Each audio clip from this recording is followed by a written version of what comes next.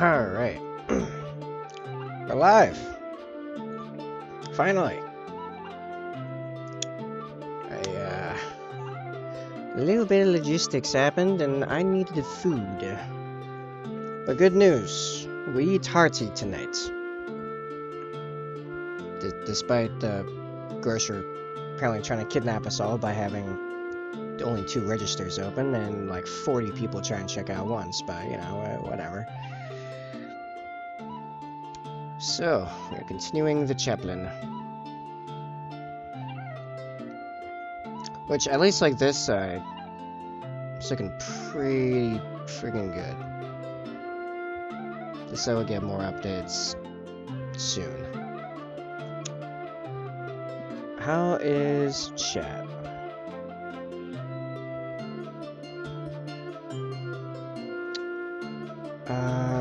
Okay, so what I'm currently thinking is if I want to do the caps, I originally intended doing the caps for this scroll case looking thing. Also in gold? Now I'm wondering if it shouldn't be steel. I might make that steel. In which case, I think we're good on this side. I think this side is good to go on gold. Probably not a bad idea to do the middle now? Maybe? Yeah, alright. What is going on with... Nah, that's fine. Alright. So, I'm thinking we paint the middle bay here and the iron halo? Well, gold halo in this case.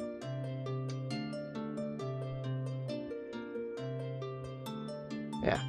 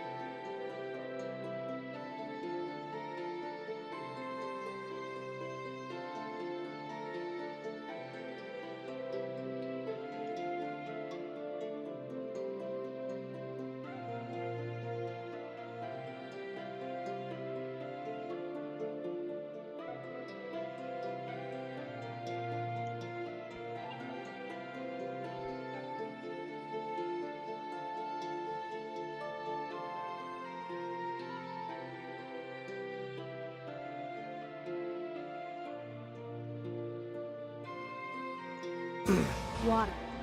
Sup, Samurai? Water. I shall hydrate. Water. Thank you.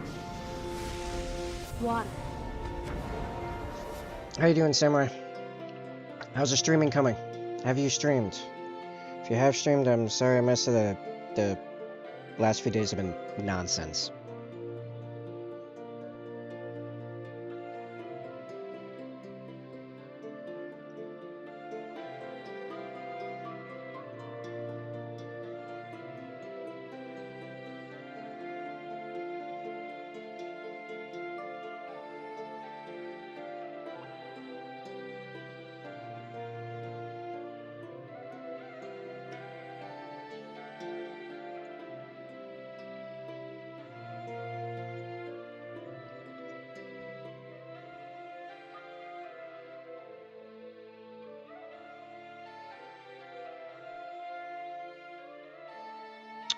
I have once, but not since. I've been doing better today, hopefully better soon. Nice, good, good.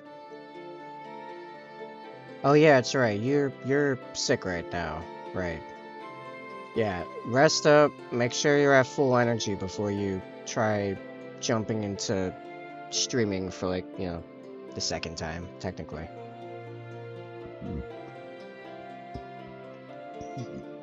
Pardon me. Oh, now it's story time. Alright, 40k lore. Let's talk about...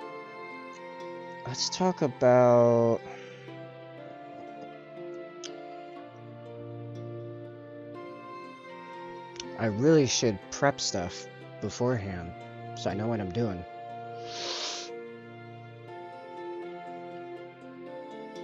Let's talk about Dreadnoughts. Why not? Maybe a little bit about Terminators too. I like them both quite a bit. So, the standard Dreadnought pattern for most of the Imperium's history, the roughly 10,000 years between the Horus Heresy and modern day, is called the Castafarum pattern. And that is your standard box knot. It's just a box. It looks like a walking box. I have one here. Fortunately, I have one of every Dreadnought type, actually, so I can show what all these look like. This is a Castafarum pattern with a multi-melta and Dreadnought combat weapon. It looks kind of small and dorky, but you gotta remember, this thing is actually like 12 or 13 feet tall. Is humongous. Is huge. And within the front panel of that, where you might have seen the little mail slit, is where the sarcophagus goes. The sarcophagus holds within it a space marine that has received such horrible injuries that he can no longer fight, but is not yet dead. Thus he is interred.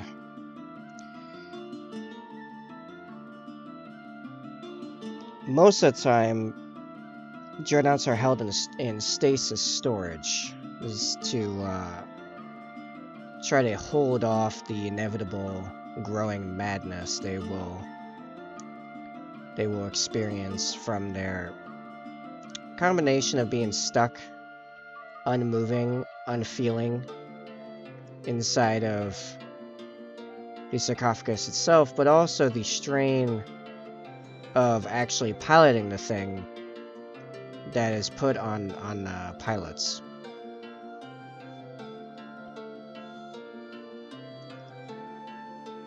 When it's deemed necessary, the chapter will pull the Dreadnought out of stasis and set them off to war, where, because the stasis aspect makes them effectively immortal, many Dreadnoughts are centuries and millennia old, considered veterans, heroes, and great sources of battlefield wisdom, and often even take up minor command roles on the field, helping teach and guide their younger Bow brothers.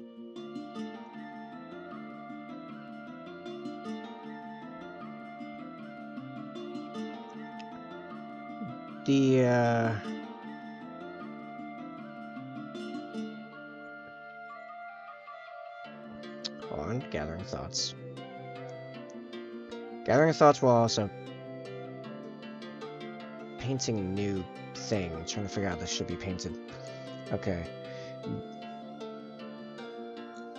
Dreadnoughts are standard used as armored support, but in places, most often in places where vehicles would just be unwieldy.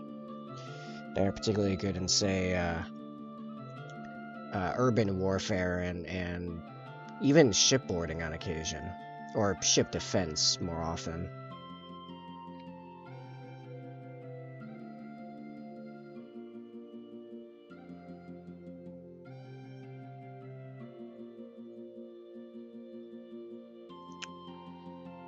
After the Castafarum pattern, you have... Oh no, I don't have every Dreadnought type. I do not have a Deredeo. But I do have a Contemptor, a Leviathan, and a Redemptor.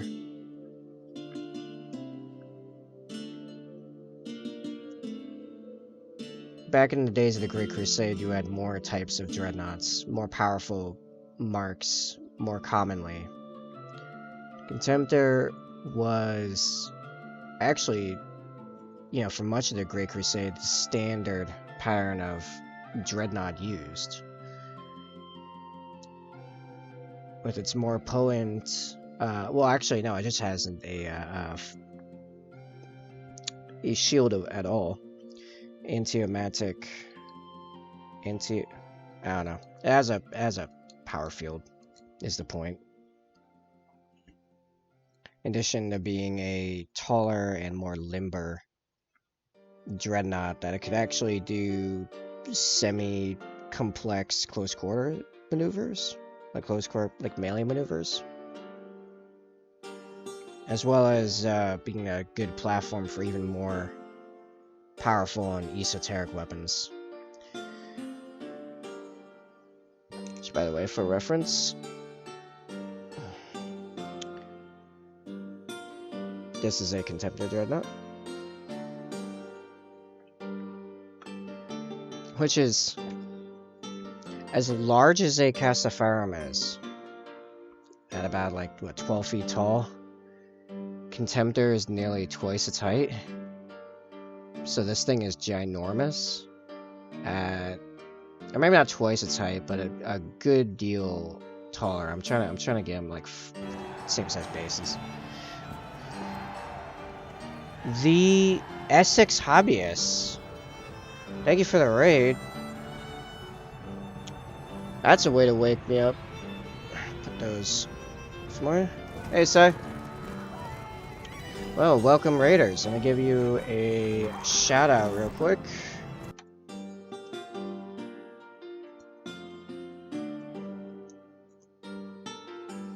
Maybe I can go back to actually doing what I was doing. I think I got that right. Believe so. Well, hello. My name is Basically Tabletop. Sorry, you can call me Table or Tabletop. And I'm doing great. I am painting a Primaris Chaplain on Bike. Hell yes. Thank you for the follow. How was your stream? How'd things go? Did you have a good time?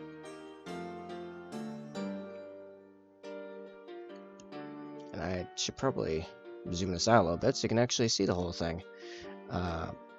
As you can see, we're working on a lot of non-metallic metal, which is fairly new to me, so there's a few different stages of actual completion actually visible here.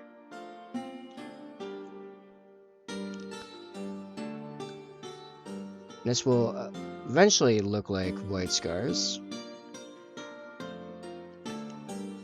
This is actually a commission. Not too bad, thanks. Working on standard Demon and Prince, making up as I go. Nice. Nice. Yeah, this is actually a tier 4 commission. I personally play Raven Guard. I'll grab one here. Here's one of my Intercessor Sergeants. I play a very angry, tribalized Raven Guard, which you might have seen a little bit right as you rated my Contempt of the Dreadnought, which is quite angry.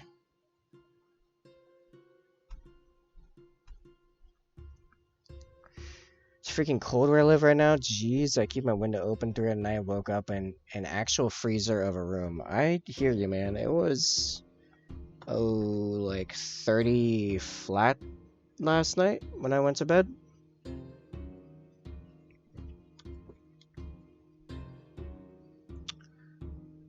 So yeah, this is my first time doing this much non-metallic metal, or even a significant amount of non-metallic metal, period, so this is definitely a learning process. But I feel like I'm starting to get the hang of it.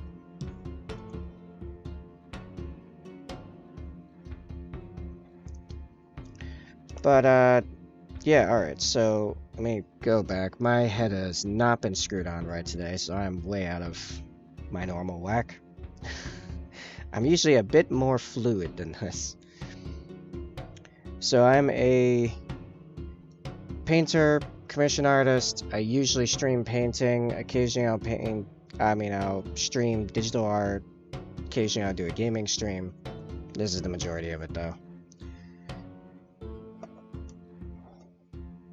Guess I gotta get some finishing touches on the session tomorrow for my main campaign. Dude, you are a dungeon master animal. Sai never stops working on his D&D campaigns. I swear, he literally does nothing else. It's crazy. It's actually a pretty entertaining DM. I've played in one of his games. Dude, Captain Caspian, that guy was a maniac. If I remember right, I only have to make a Manticore creature sheet and I'm done. Got any cool ideas for effects or abilities a Manticore would have? Because can make their way through mazes easily to the lackluster. You could give him an ability to Kool-Aid Man through the hedges.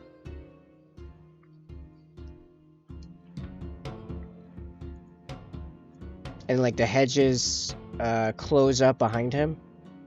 Well, no, not necessarily make a new path. Like it closes up behind him, so like the people stuck in the maze are still screwed. The Mentor can do it though.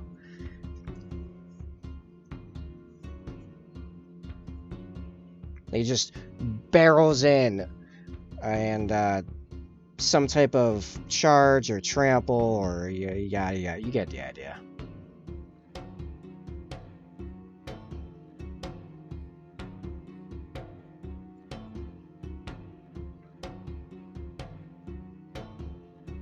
Maybe a stun aspect.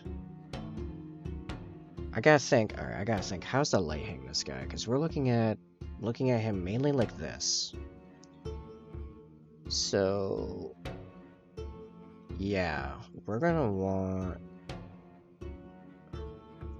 and hopefully my hope, yeah, is that the people watching me can pick up painting techniques in the process. When I'm painting something I'm a lot more familiar with, I usually more actively teach what I'm painting. But I'm kind of making this up as I go. Actually, speaking of which, I don't have my gold reference in front of me. That's why this is so hard.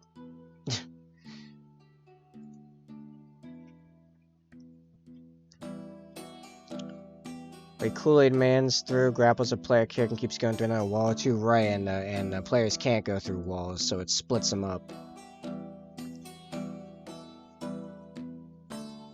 And he's with a Mentor, yeah.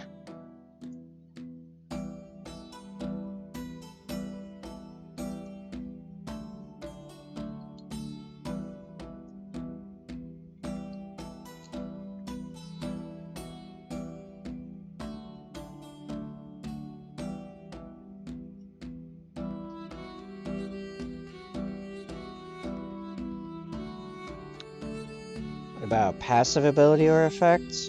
I mean, you can make him immune to anything the maze does to, like, any active effects the maze has. Mentors are immune to it.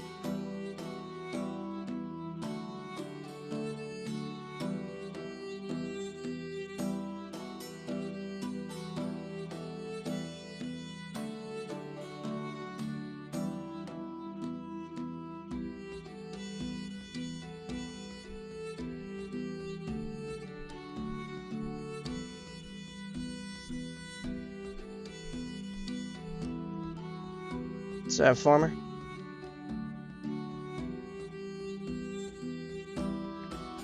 What, is that from seeing how brilliant this guy is coming out?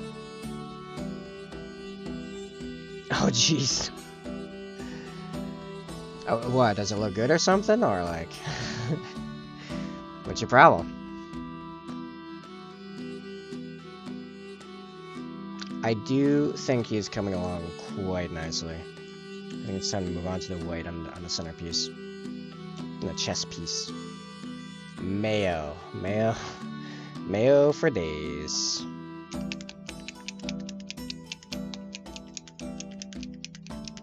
I feel like a bit of a goof. We got rated, and I completely whiffed that one. I was not on top of that. In all reality. Wait. No? Okay.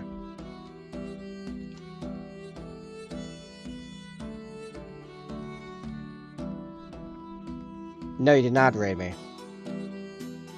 You got raided by someone else with actual people. And my head is still not on at all.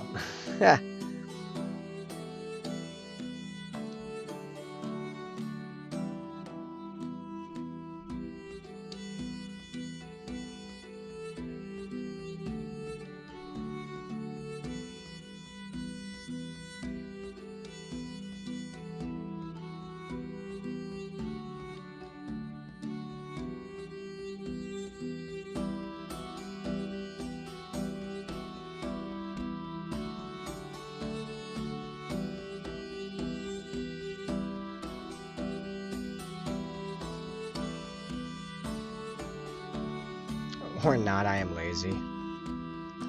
Well, that's why I'm the streamer and you're the viewer.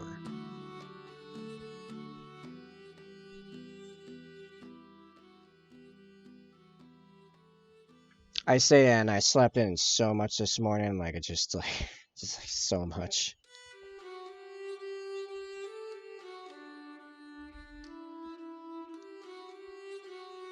Would you watch my streams? I don't know. What are you streaming?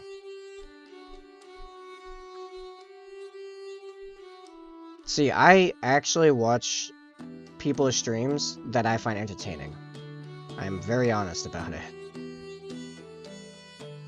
I watch people I like. Not just like them. Like I have people that I like them, but I don't watch their streams because I don't find their content entertaining. It's just the reality. Like I only have so much time in my day.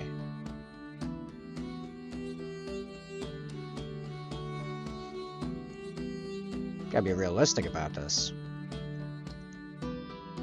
Painting in Darktide and Dawn of War.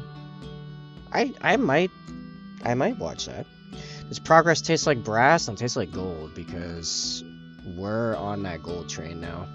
Because I'm doing the gold correct, I guess. Gonna have the wizard start finding parts of a spell engraved in stones. Putting them together, they will learn a homebrew spell called Thicket that basically makes a 5-foot tall, 5-foot wide, 20-foot long wall, just like the walls of the maze. Cool. So basically showing how the maze was built in the first place. That's pretty cool. Look at that, non-metallic metal. Nice highlights. I like to think so. I think this came out pretty good. Yeah, no, this side I actually consider done. This side still needs some work, and I'm doing the middle bits right now. Thicket, yeah.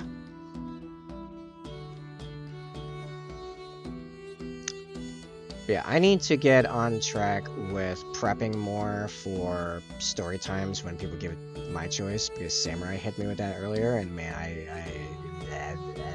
just like brain dead. Immediate brain death.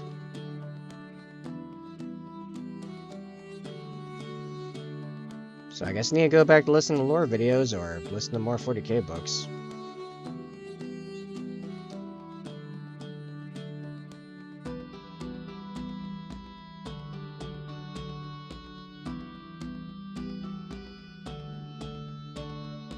I don't think anyone will watch my Darktide gameplay. My aim is too good.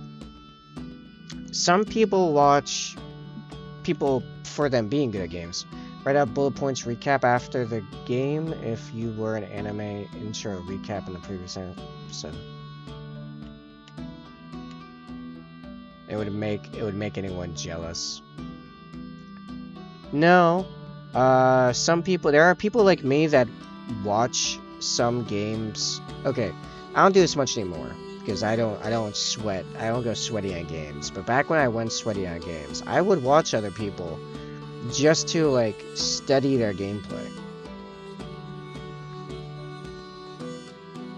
I don't think a lot of you guys know this, but back when I was in high school, I played Battlefield like real hard. And you ready for weird story time? I'm ready for weird story time. Who are the Thousand Suns people? All right, I might reverse the real quick. I might reverse the redeem points for viewer's choice and my choice because I'm actually finding the viewer's choice easier than my choice. So I have to think of a topic.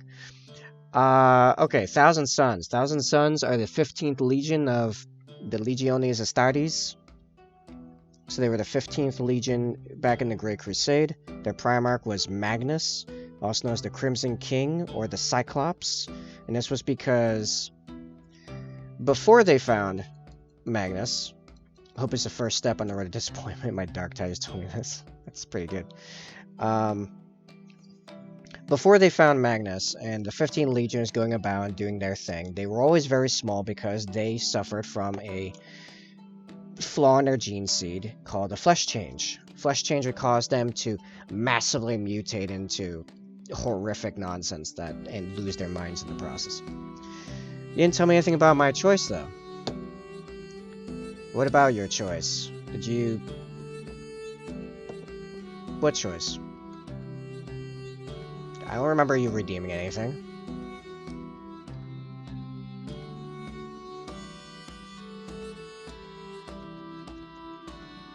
When did you redeem something for me?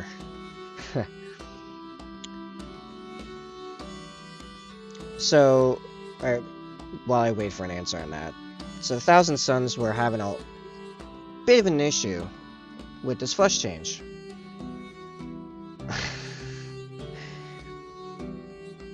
I don't remember him redeeming anything, so or when that happened or what that choice was. So me. Can tell you about something I don't know, man. All right, and the flesh change in particular brought on by the specialization of the Thousand Suns, in which they were the most psychic of the legions. And what I mean is, they had, percentage-wise, the most psychers pop up in their ranks, and they were the strongest psychers, additionally. Like, they were very, very psychic. And that came from their gene seed, because their Primarch Magnus was a super psyker. The only entity known to be a more powerful psyker in our current knowledge of 40k is the Emperor himself, as an individual psyker.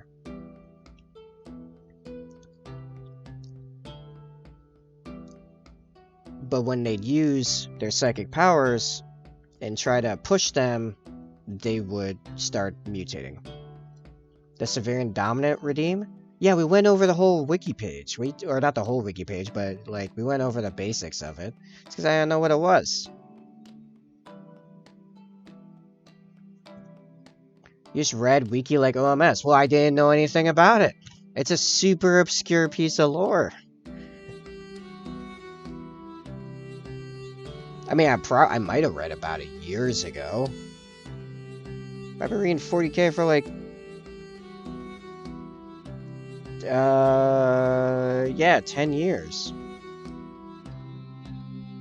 I have forgotten more lore than a lot of the average players know.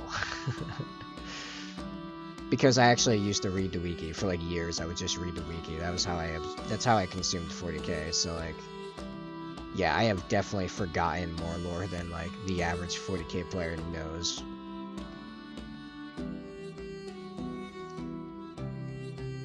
But same thing, if I've forgotten about it, I can't tell you about it. Alright. Back to the Thousand Suns. I'm gonna put a disclaimer on there of like, if I don't know anything about it, you out of luck. We'll breeze through the wiki, I guess, but like, here's the other thing. There wasn't anything of massive, like, depth in that wiki article. It was very long, and most of it was just the details of the war that happened from them trying to secede. So, like, one individual campaign that I know nothing about, and then, what, you want us to sit there for a half hour and just, I narrate the wiki to you? I gotta pay, dude. Finish that 1k sword.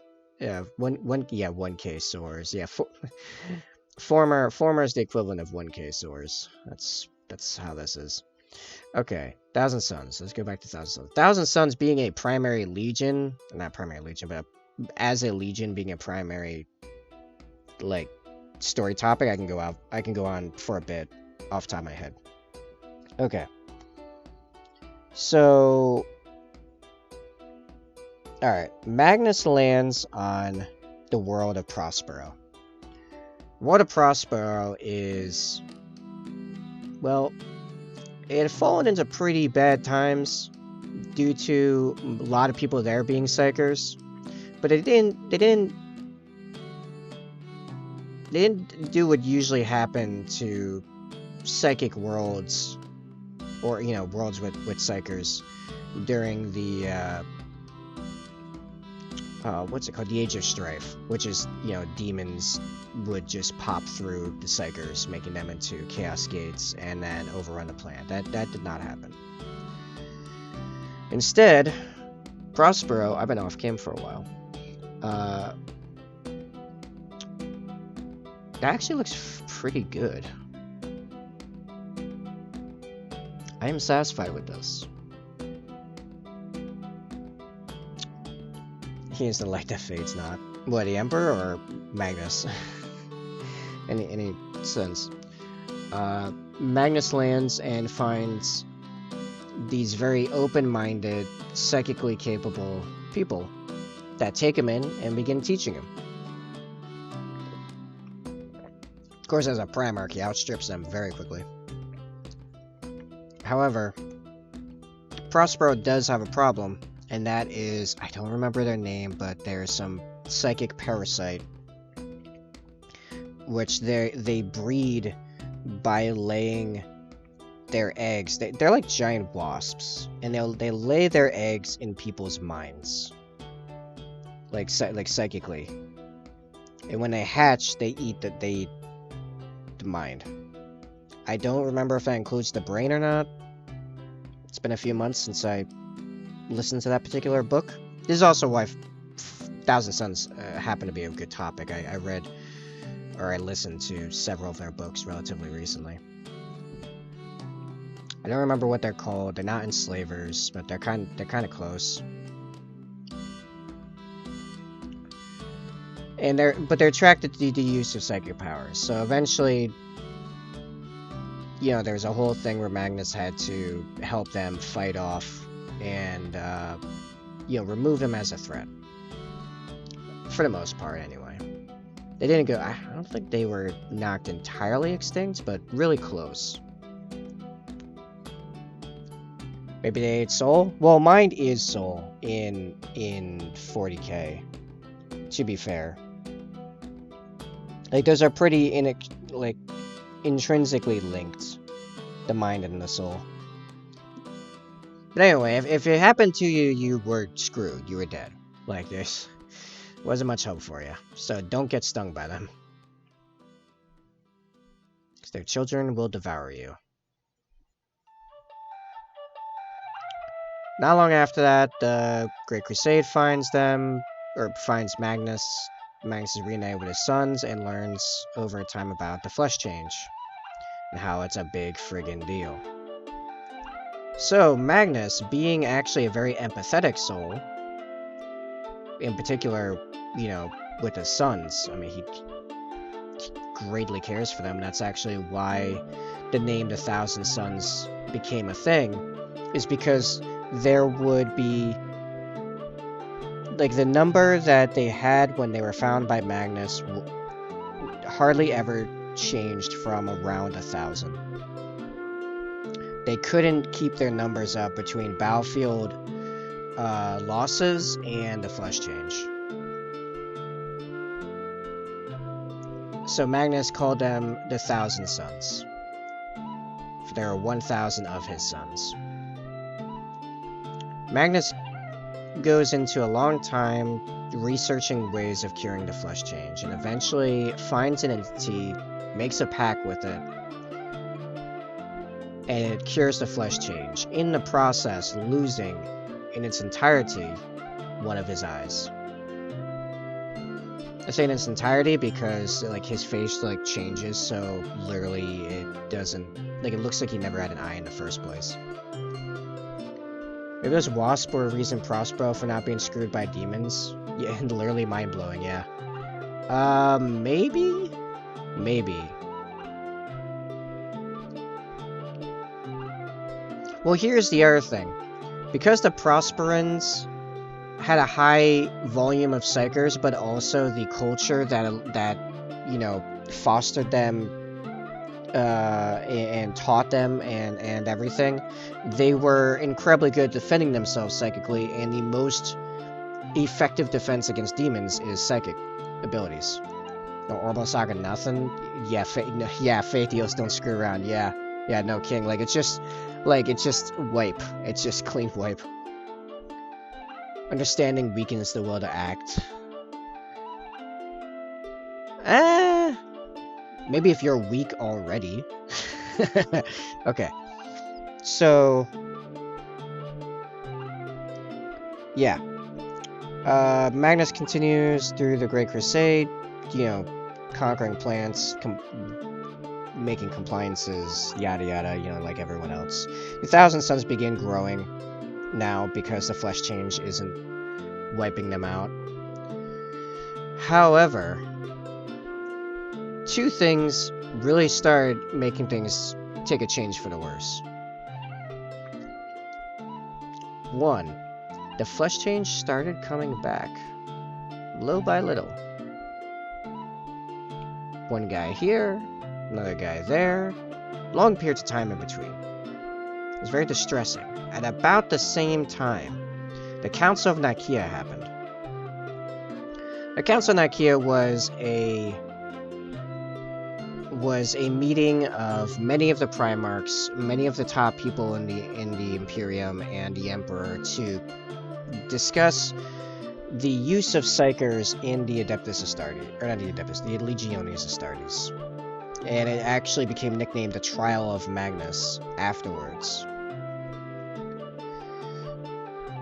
Because the end conclusion was, no. The Emperor decided that the Legiones Astartes shall not utilize Psykers in their ranks, and that in most of the Imperium, in an official sense, they shall not use Psykers outside the Navigators and the Astropaths, which were absolutely necessary for just the general function of the Imperium. I have to figure out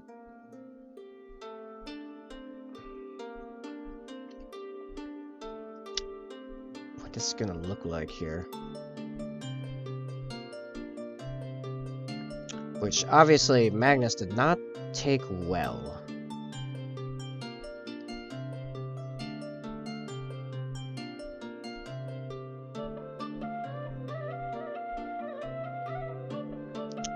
Magnus made some bad arguments. Yeah, the try and do the cave from, I believe it was Socrates, maybe Plato. I think it's Plato's cave actually. Try to do Plato's cave and then changing the ending, I do not think was the best move. However, Magnus always had a problem with arrogance, so he thought he could pull it off. I don't think that got by the Emperor at all, because the Emperor was alive when Plato wrote that. The Emperor was around.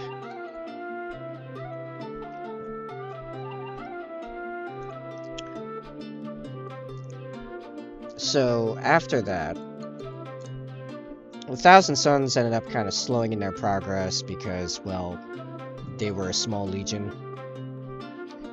Did not have the kind of resources many of the other legions had. If not necessarily war gear, then in actual people to man the war gear. That kind of thing. And in fact, after a while, Magnus just started secretly utilizing psychic capabilities again anyway.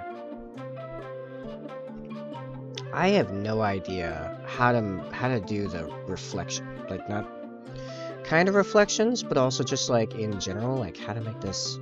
Okay, well there's gonna be a bunch of reflection from above it from the Crozius, so that's the thing.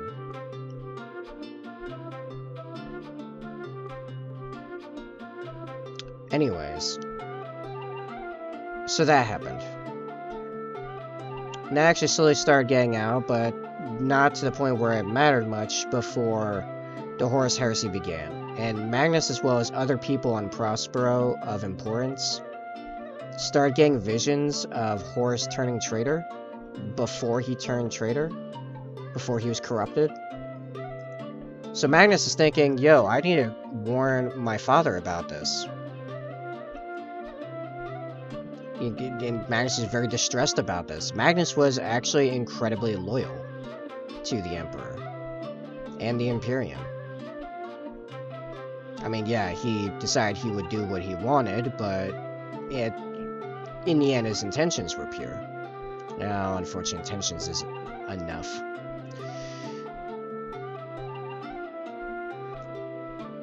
So, being on Prospero and deciding that they needed word to reach Terra as fast as possible, astrotelepathy would not be fast enough for what they wanted.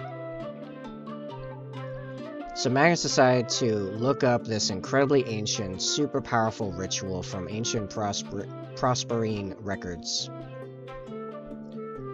And with the sacrifice of quite a few of his mortal menials, he went off into the warp, astral projecting, soared across the Empyrean, the warp, towards Terra. Now, before I describe what happens next, not long after the Council of Nicaea, the Emperor had pulled away from the Great Crusade, not telling anyone why, and left Horus as War Master, the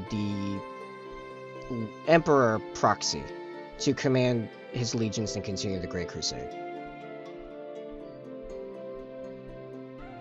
What the Emperor was doing was working on a human webway. Basically, the Eldar, one of the alien races, had a massive network of extra-dimensional, like a teleportation labyrinth, if you will. Now, it was teleporting in the sense that, like, you would go from one gate to another, but you would more often not have to go through parts of this extra-dimensional space called the Webway, which was labyrinthine and had a lot of its own problems, but it was much better than literally flying through hell, which is the Imperium's normal means of transportation, by flying through the warp. So if they could get access to the Webway, the Imperium would no longer be reliant on the warp for travel and transportation. It would be a lot safer, be a lot faster, be a lot more efficient overall. The Emperor knew this, so the Emperor was trying to do that, but he didn't want the Gods of Chaos to get in, to sabotage him again. So he kept it a massive secret. No one knew about it. And he's working on this in the Imperial dungeons on Terra, under the Imperial Palace, surrounded by massive amounts of psychic wards. Incredible wards that Magnus ran into trying to deliver his message. And then, upon finding out he did not have the power to pierce the wards, even though he felt it was necessary to do so, Magnus looked around in frustration, found a massive power within the warp, an entity that felt like a continent floating through the ocean.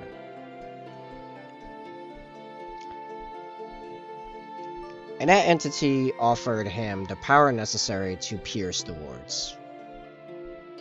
That entity, Magnus did not realize, was Tzeentch, one of the Chaos Gods themselves.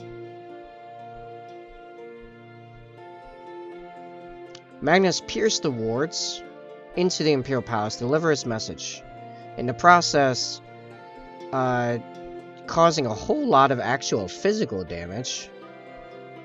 And oh yeah, the Imperial Webway, like the actual bits of Webway they had succeeded in creating and branching into the standard Webway, were suddenly invaded by massive hordes of demons, and that's when he knew he screwed up. Jiff comes from the entity the size of a continent. Sounds like people describe. Yeah, right, exactly. So, literally... Hold on, where's the sound alert? I will...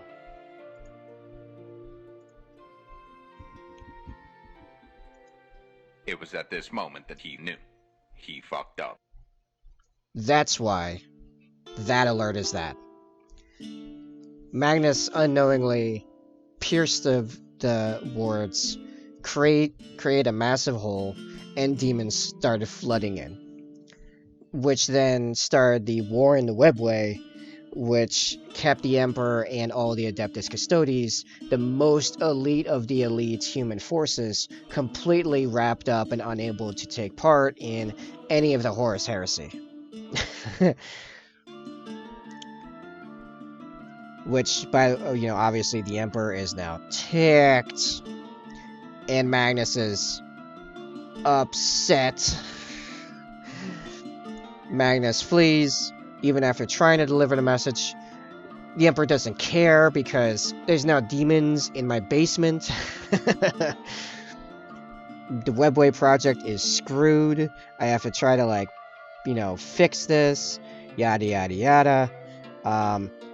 So, the Emperor throws out a communique to Leman Russ, the Emperor's executioner.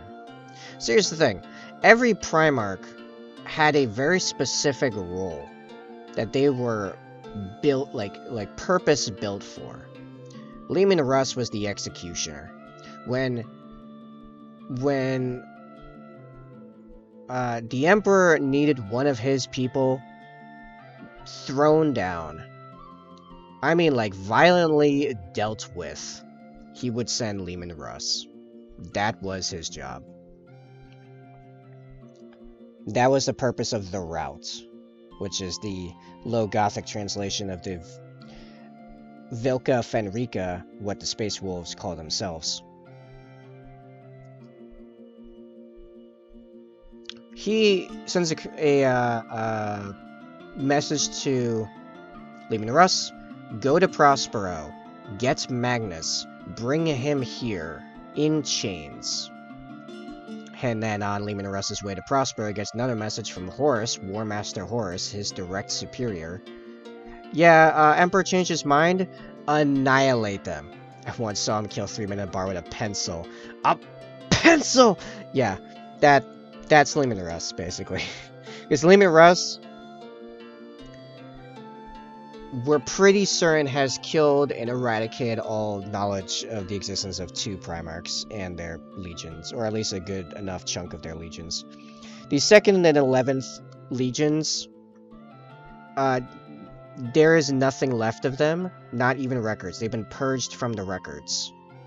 And they are literally called, like, referred to as the Lost and the Purged. So we believe at least one of them, and I believe it's the 11th, was executed by Leman Russ. Leman Russ has also been on the verge of executing several other ones throughout the course of the Great Crusade, Angron being one of them, etc., etc. So, anyway, Horus tells Leman Russ, oh, the Emperor changed his mind, he wants you to do your thing, burn Prospero, execute Magnus, annihilate the Thousand Sons. And Leman Russ is like, well, I don't like this, but orders are orders. So, Leman Russ and the Space Wolves, as well as a contingent of Adeptus Custodes and the Sisters of Silence, which are another hyper-elite force of the Imperium that are used to counter Psykers because they are pardon me, all psychic blanks, which means psychic stuff don't work around them. Not even just on them, but around them. They just turn off. As well as when they get too close to Psykers, they drive them insane because they are, well, literally mentally traumatic to be near for a psychic individual. They're uncomfortable for normal people. They are... It's bad. It's real bad. It's really, really bad for Psykers. And these are weaponized psychic blinks. So it just gets worse, actually. So they get to Prospero. There's a whole book's worth of how that combat goes down. I recommend go reading The Burning of Prospero. It's a pretty good book.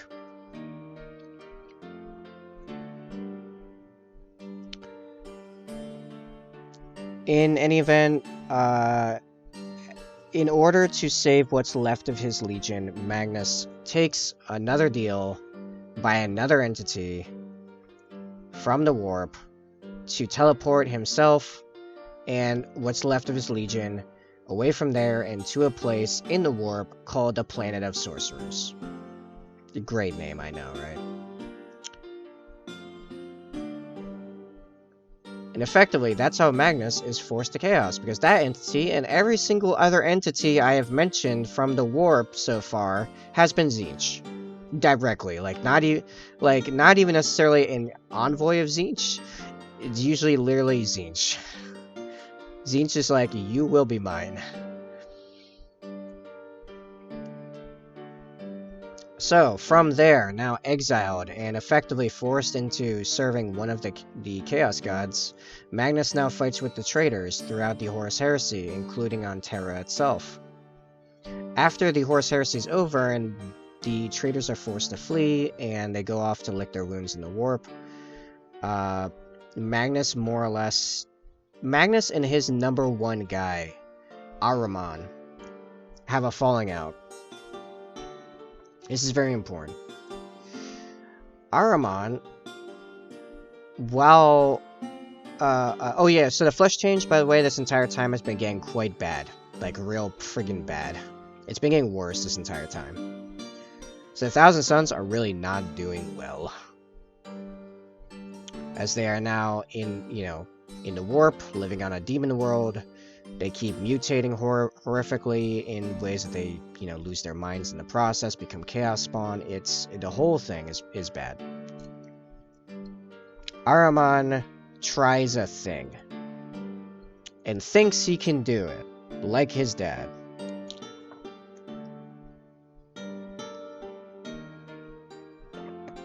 Is anything really a necessity? Yes, in this case it is. I don't mean like they become a little funny, they get a little twitch. No, I mean they turn into beasts. They are animals made of unendingly growing flesh in every direction and every manner. It's bad.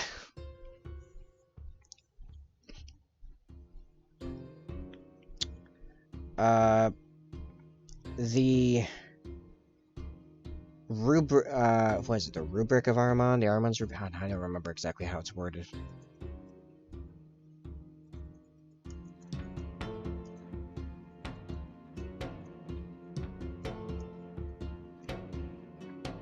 Yeah, the rubric of Ahriman. Ahriman tried a spell to wipe out the flesh change from their genetics entirely. Does anyone want to guess how that went?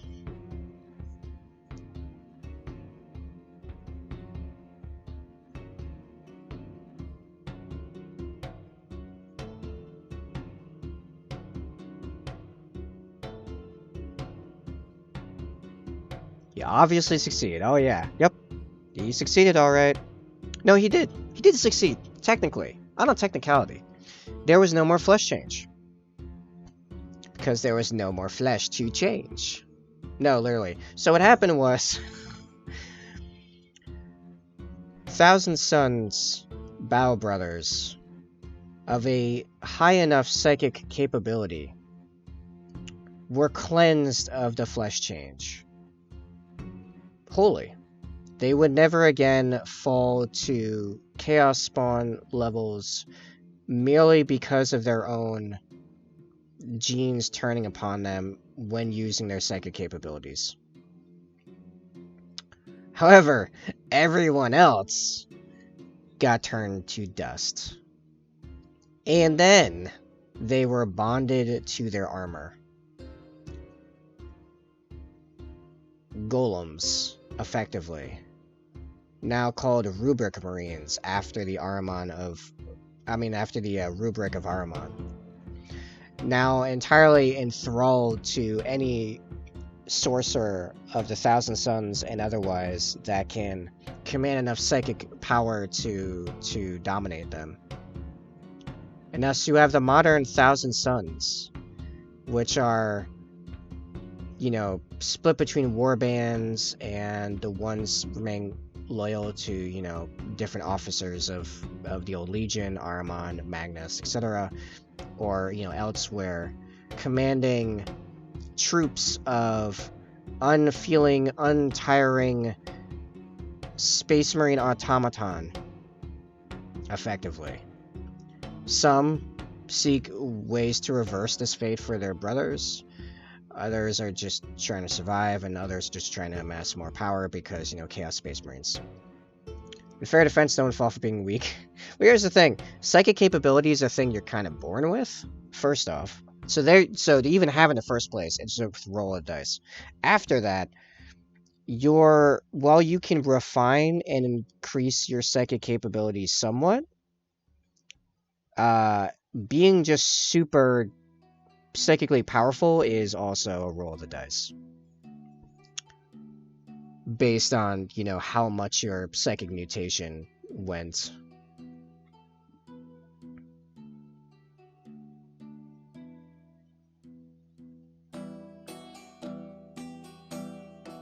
Oh, you mean the rubric and all that. Right. Well, yeah, the entire thing. The thing is set up to be a bit of a tragedy.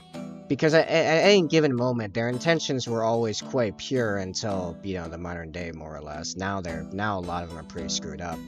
But initially, even through the Horus Heresy, much of their intentions were quite pure. They just kept doing stupid stuff, or getting given a stupid hand. It's kind of similar to the World Eaters.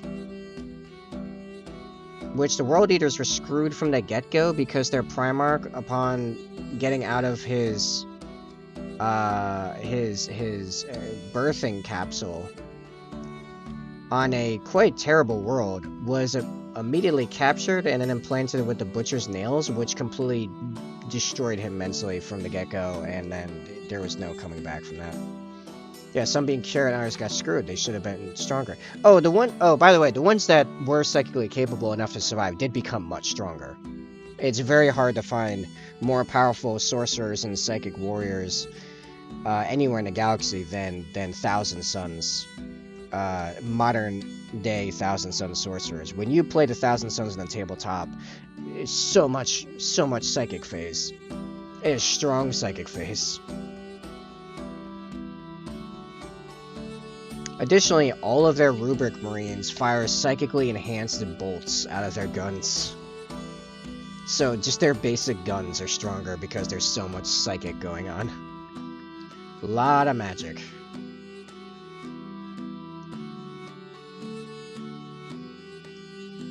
Actually, when you read the Talon of Horus and the Black Legion books by Aaron Dembski-Bowden, very good books. Highly recommend. Highly recommend. You're actually following, like, the main character is a Thousand Sun sorcerer. Not very long after the Horus Heresy ends. So you get to see a very up close and personal, you know, look into how the Thousand Suns are, how they think, even after corruption, etc. Get audiobooks. That's how I absorb books these days. Let me just fix that problem real quick. No excuses. Learn your lore.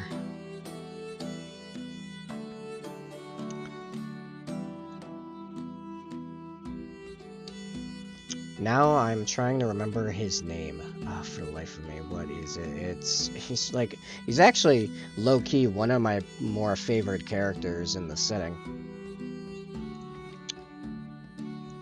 Corferon. No, not Corferon. Sorry, that's Wordbearer. I don't, jeez, I gotta look it up. Corferon's the Wordbearer. That's dumb. Not Corferon. Talon of Horus characters.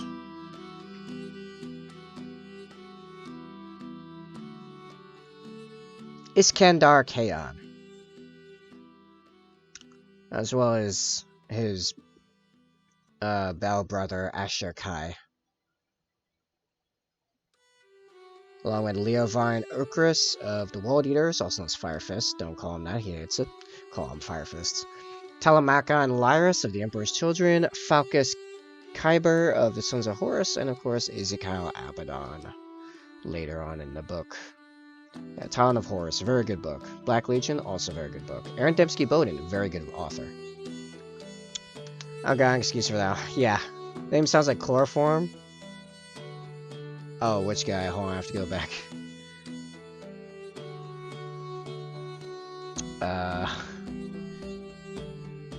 Man, for having listened to those books like multiple times, I can never remember their names.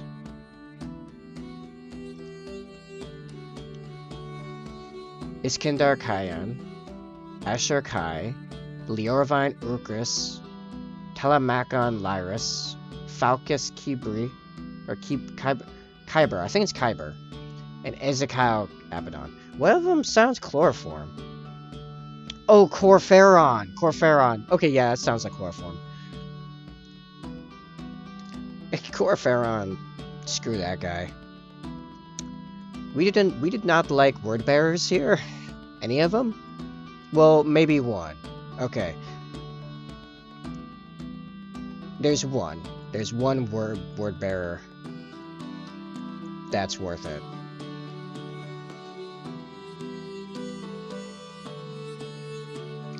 Argal Tall. Argal Tall is a bro.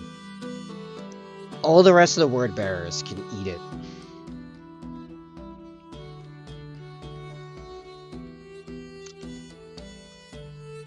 Especially Lorgar, weakest of the Primarchs.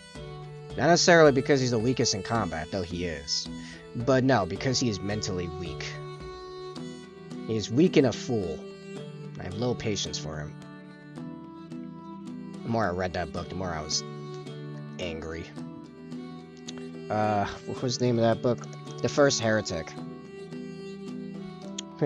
Read The First Heretic and learn how weak the word bearers are. in their endless quest for something worthy of their worship. Sickens me. Like you need something to worship. Oh, that's a skull tap. First of all, you are humans. Second of all, you are immortal humans. Post-human Astartes and Primarch. Worship? Are you kidding me? You're set to become the rulers of the galaxy. Thank you. I mean, these counters have really worked to help not do a lot of the things that they count. I don't skull tap nearly as often anymore. I don't say hardly ever anymore, because I keep thinking about it.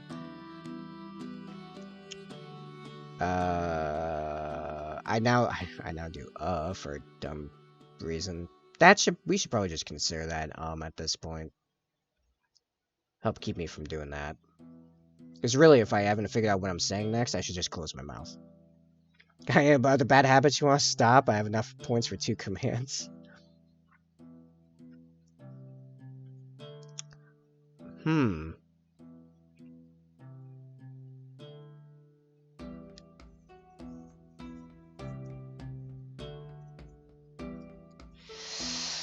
Well, I still haven't built the workout thing, but that's already on the list. So, there's that.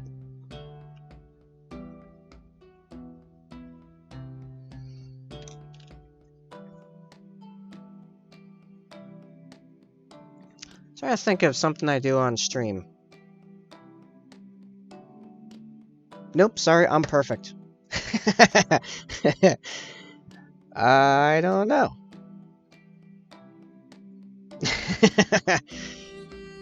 Good answer, yeah. Sorry, I'm perfect. Got nothing else to improve. I suppose be more entertaining, but I don't know how to just do that.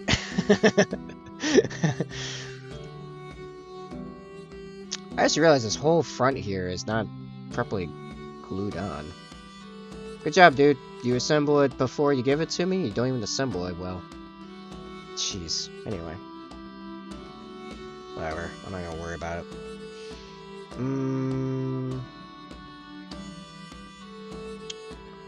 don't have to worry about that. I'll entertain myself if I have to. Yeah, you usually do a pretty good job of entertaining yourself while torturing me.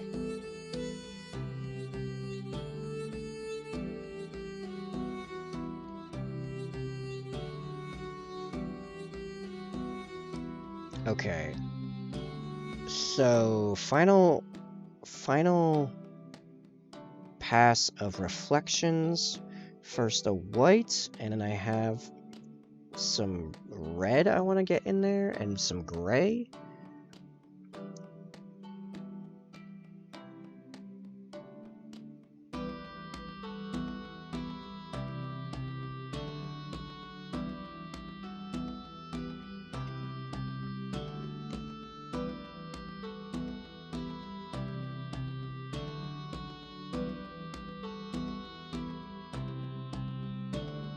I don't know if I like the halo as much.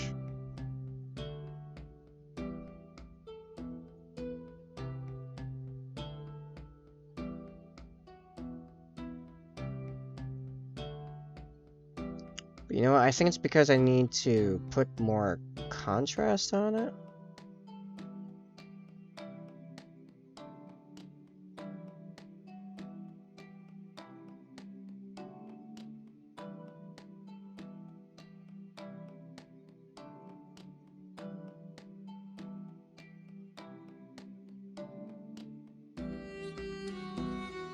It's because it's a weird shape. I'm helping entertain other people. I should be thankful they're benefiting from my genius. Yeah, right? I can get behind that.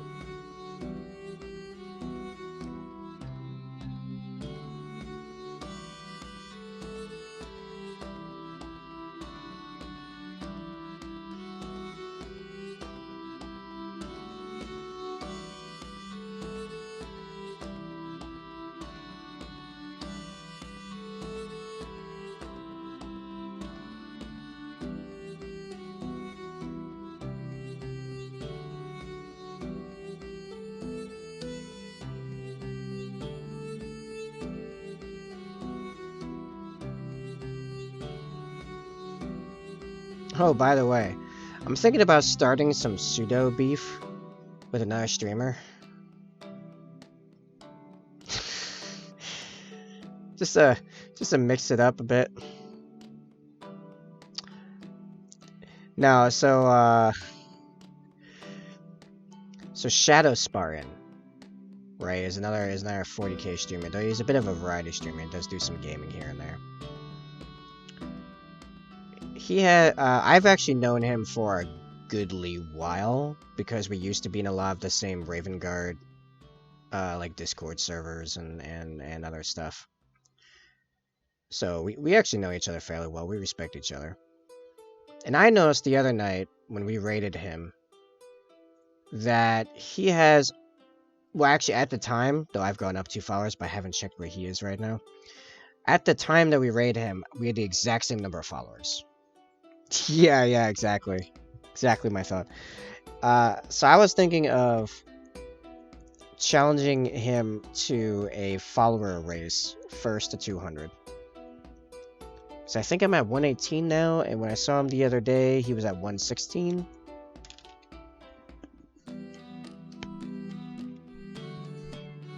Figure it's a little something to put a little fire under us. Some hardy competition.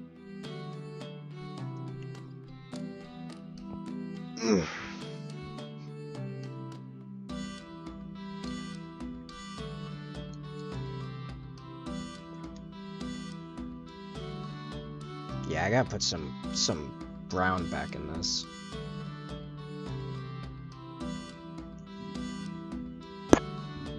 So that's my thinking. Oh, this is not brown. This is Balthazar Gold. I don't want that. That's metallic.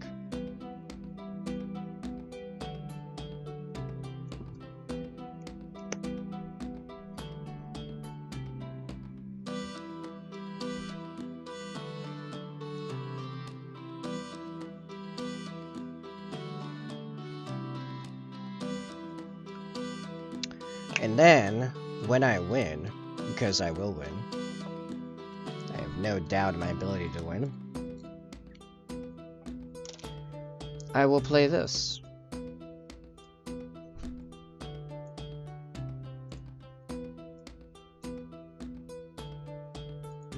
How the blood-soaked Protestant hell did you do that? Fuck you, that's how.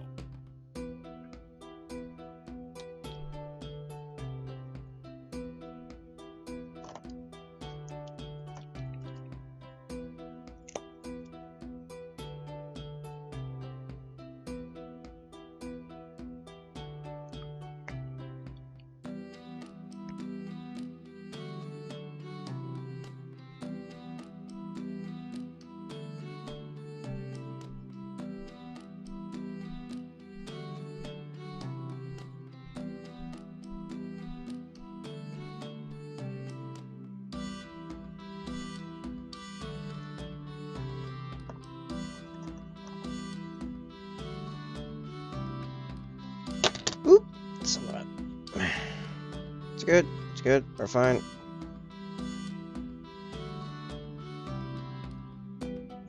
Man, I wish his head was as loose as the front of this bike right now. I'd actually pop it off and maybe paint it a little better. Although I do think it came out pretty good, but I'm gonna have to go in and work on black bits of his helmet bits, and I'm not looking forward to it.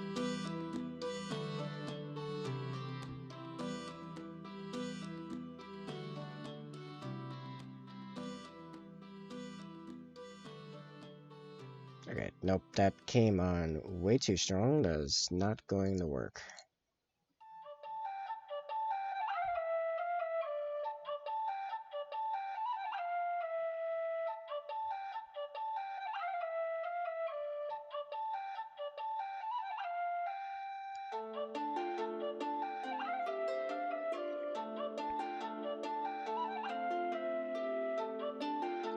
Nope, it's all off while you broke everything.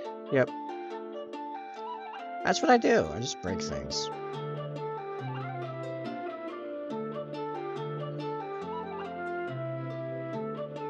Oh, dude, making me think about God of War Ragnarok. No! I have seen the end. It's sad.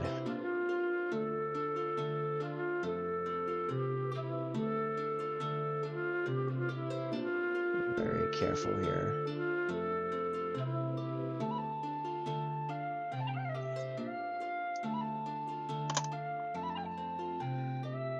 So no thoughts on my challenge for Shadow? Just no one cares. Sounds good. It's been a quiet stream, by the way. Just saying, I just popped in my mind. It's been pretty quiet today. I mean, besides that raid, but I mean, I flubbed that pretty hard just because I wasn't awake. Parts of mutant and heretic, but no alien. Well, you're slacking, it sounds like.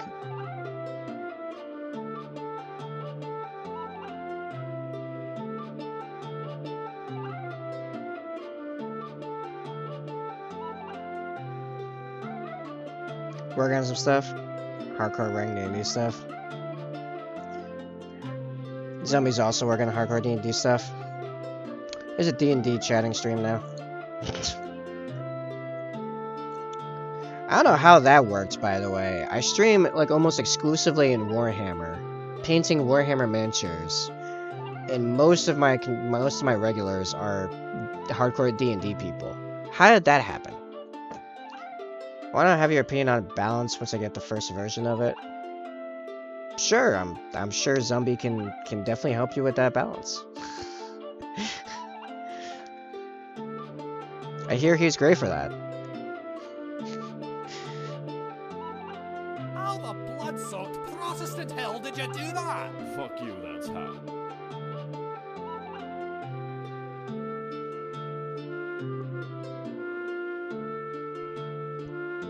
By Lasgun Beam, Bayonet Tip, and Shovel Edge, the mutant, the heretic, and the traitor alike are cleansed of the sin of their existence. That is my quote.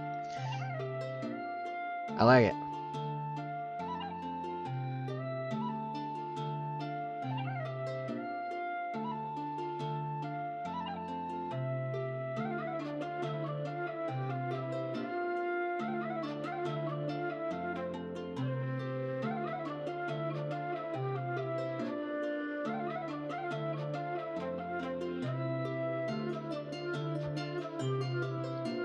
Skull tap. Hit it again. So I'm trying to get in close.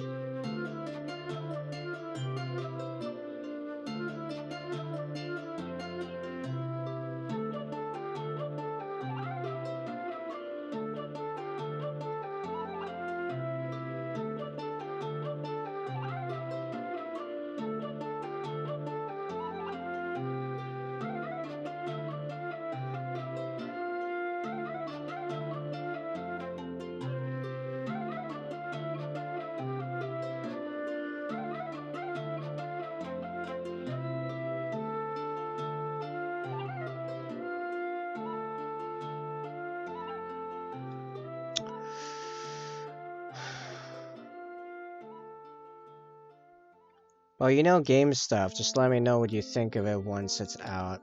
Give me a bit to rate. What?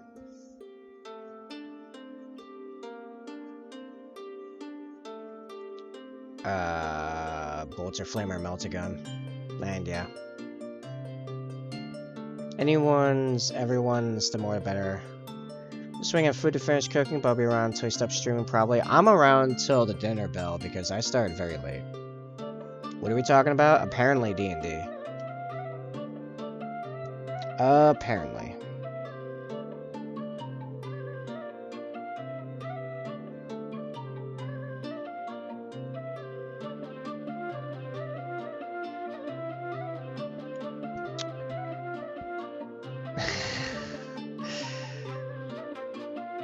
Yeah, Former, you're too pretty to think. Don't worry about it.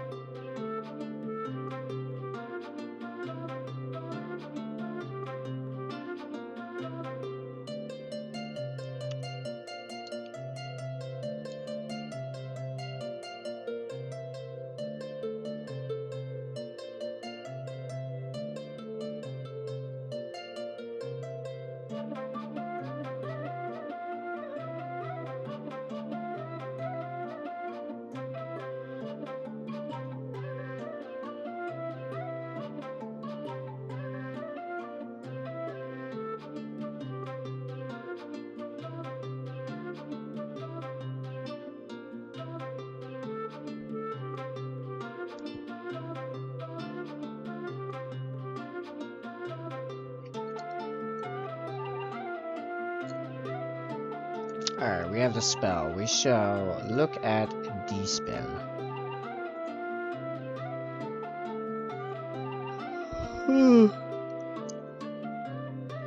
Except D&D Beyond is currently undergoing maintenance, so no. Oh, you like this song? This is...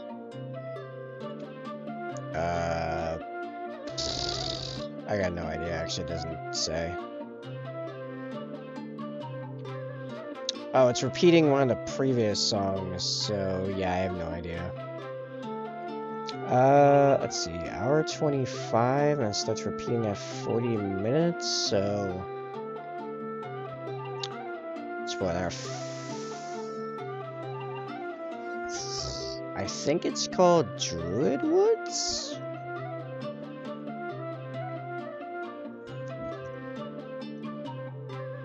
They're called Raven's Song, Druid Woods, or Druids. I don't know by who. Oh, Ian Grimm with 2 M's. We got it off tubersongs.com.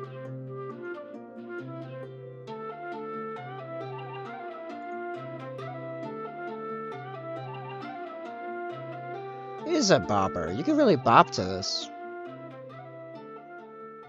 And now that it knows that we were talking about it, it flees.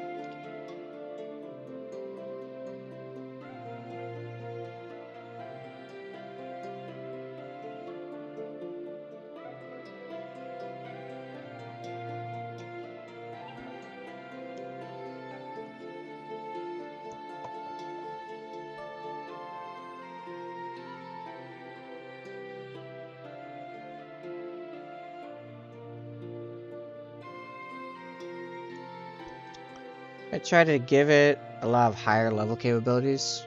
That's cool. I mean, I can't look at it yet because D&D isn't working right now. So, yay.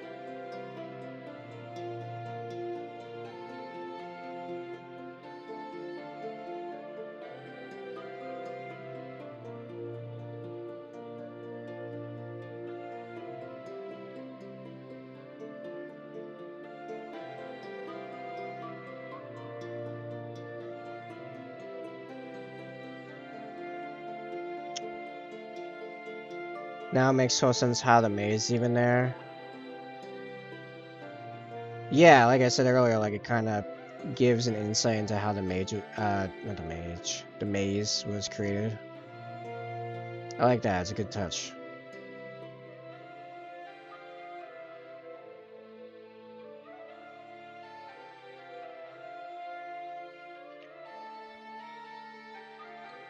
Very cool spell to erase D&D Beyond from existence, yeah. It's the end of D&D Beyond.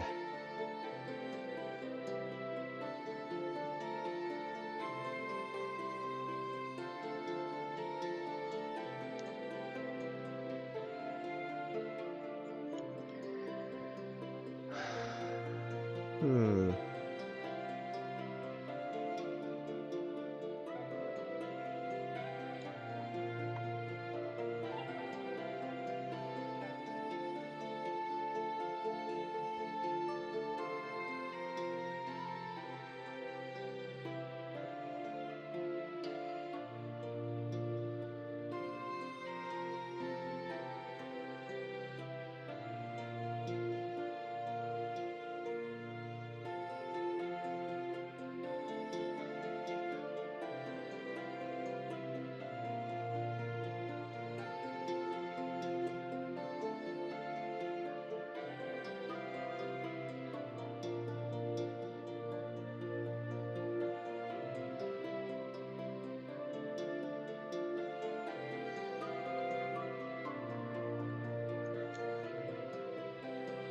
Alright, we have a JPEG. Will this work? It does. Alright.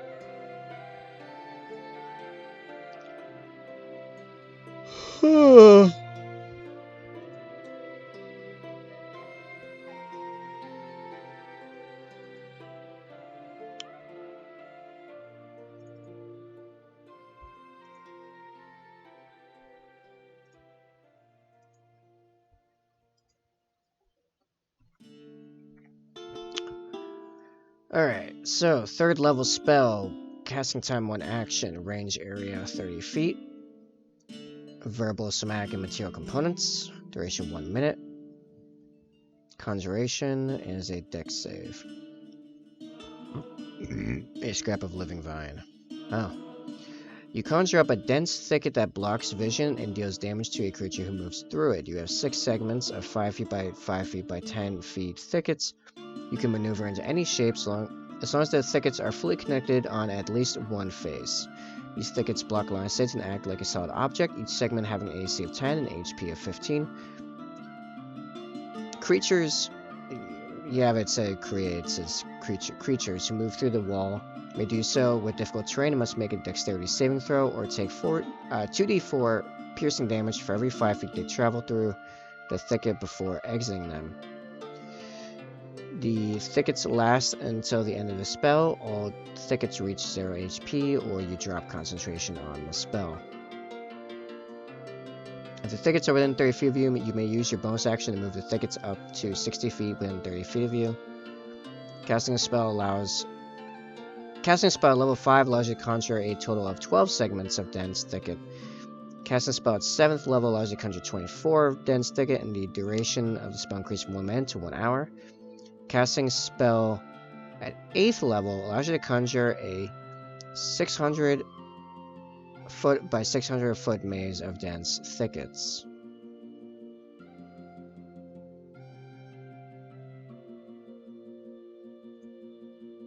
Doesn't mention its permanency though.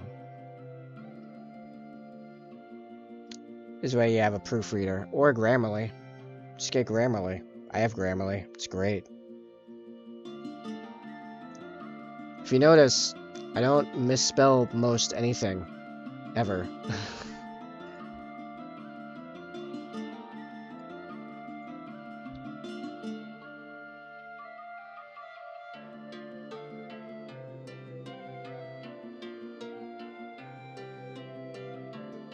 I missed a number of things in there, actually. There were 4 or 5 grammatical errors I caught.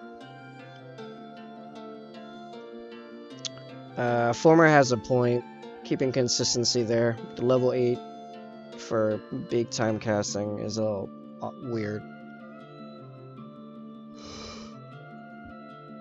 I don't really want to be level 9 because then that implies that the dragon that might be fighting can cast level 9 spells. Okay, so pull it down to like 268.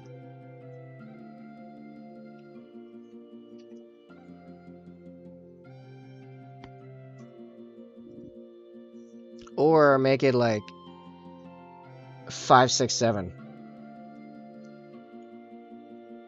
I have an idea, let me go through something. Okay. Oh, why have I been so tired?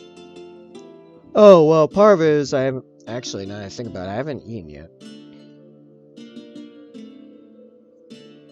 So that's a thing. I just...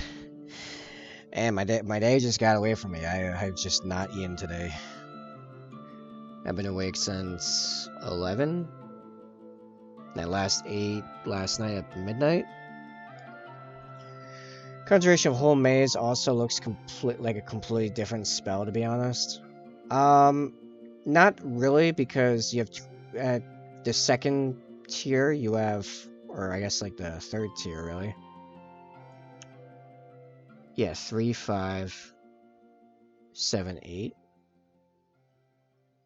So I guess the tier 3. Tier 3, you have 24 segments of 5 foot by 5 foot by 10 feet. That's 24 times 5. You're looking at 120 feet by 120 feet by 240 feet.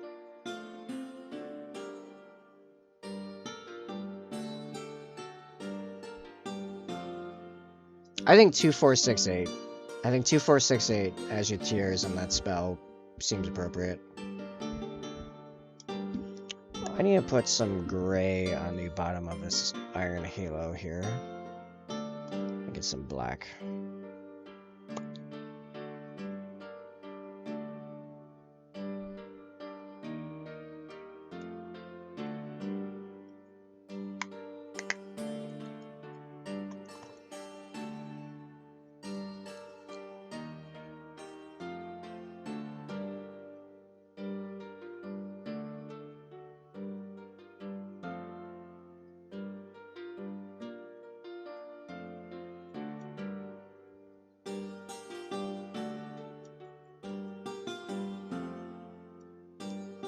Alright. Alrighty.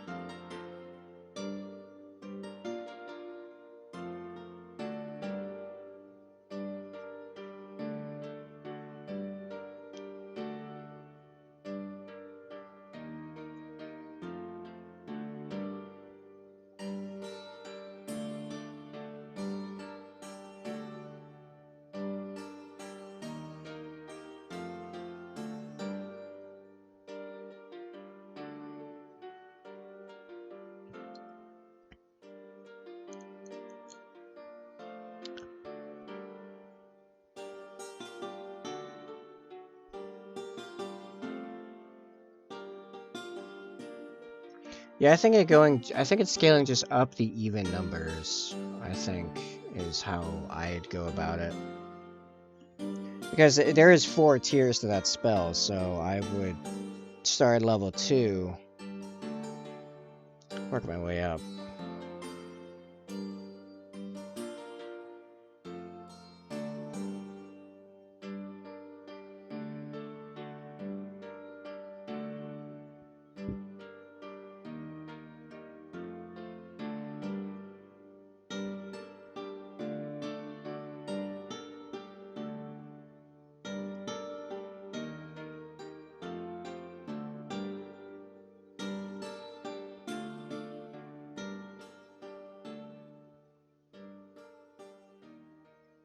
Man, at level 3, it could be a wall. At level 5, it can be a wall. At level 7, it can be a wall. At max level, it can no longer be a wall.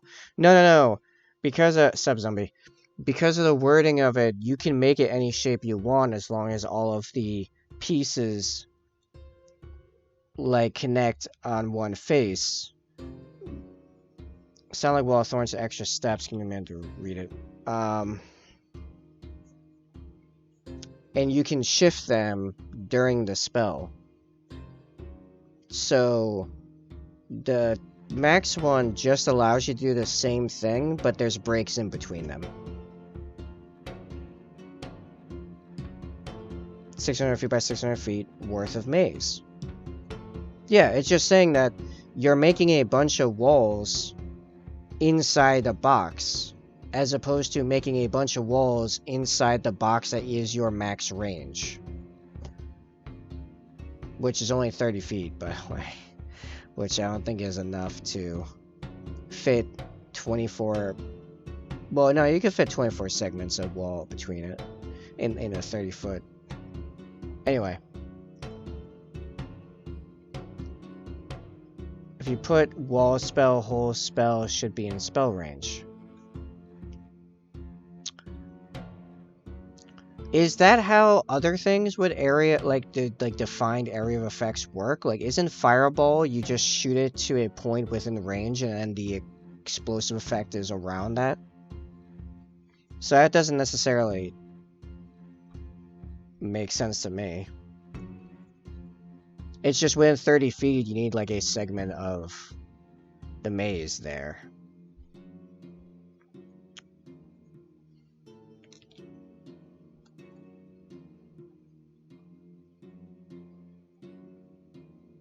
Corners don't stop fireball, wraps corners. Right.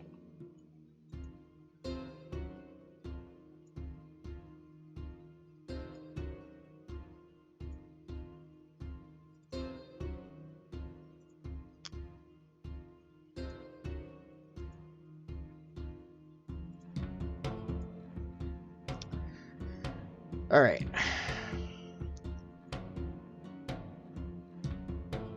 The thickets are within 30 feet of you means I'm trying to find stuff that's different. I guess mostly in the bottom. Casting a spell at higher level than level 3 allows you to conjure an additional 3 segments of thicket per level above 3rd. Casting this at 8th level allows you to conjure a 600 foot by 600 foot 10 foot maze of thickets that last 24 hours and no longer require concentration. This maze can be maintained by recasting of this spell at 8th level as the 24-hour period comes to a close. Okay. So you start 6. You start 6 at level 3.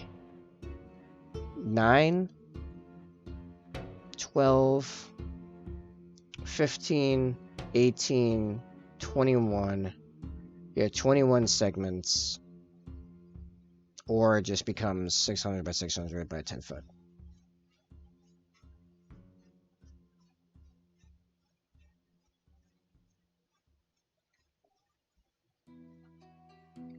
Oh, how about this?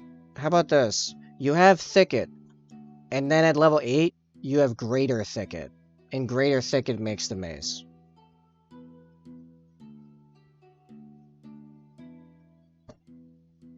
Like, this is how I would fix other spells that are weird like this.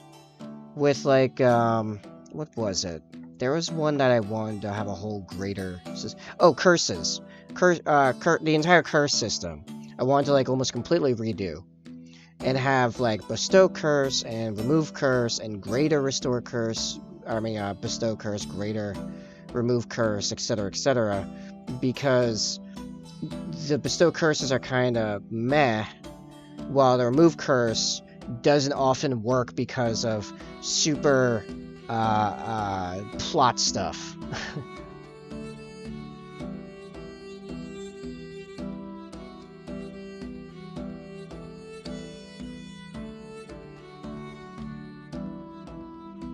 So yeah, if I were to DM, I would implement a lesser standard and greater bestow and remove curse, and I think that's how you can fix that for thicket. You just have thicket, and then you have greater thicket. Greater thicket makes the maze in one go. While normal thicket, like a lot of other lower level spells, as you level it up, it doesn't scale necessarily as well as just the higher, more refined version of it, you know? Alright, how's that Iron Halo look? Does it look alright? I feel like it's off. I see a little bit of where it could use a little something.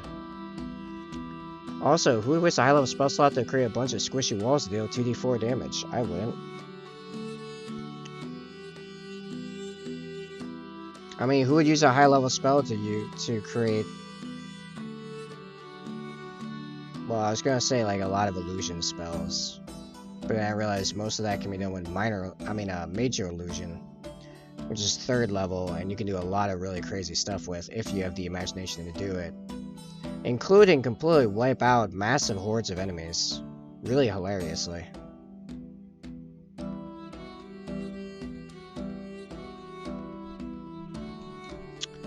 If it doesn't need to make a maze that's 600 feet on cast, then you can make it more like teleportation circle. It do something if you cast a spell to extend the thickets for 3 consecutive days. The thicket becomes permanent, and then it'll just take time to build a maze. I kind of like that version.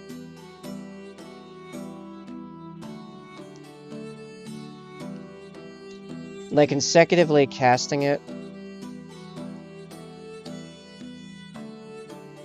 Consecutively casting it in a way that increases the duration and the size of it without any real size limits would explain like the big maze they find themselves in.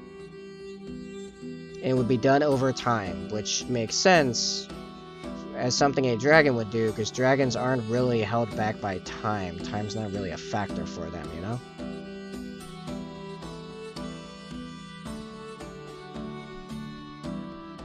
Better use that 8th level spell slot for magic missiles, yeah, right? Okay, in all reality, a low level spell scales up amazingly is Inflict Wounds.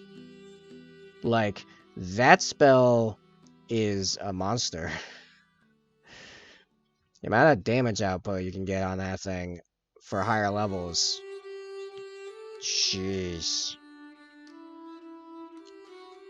I need to look up exactly the math on that, but hold on.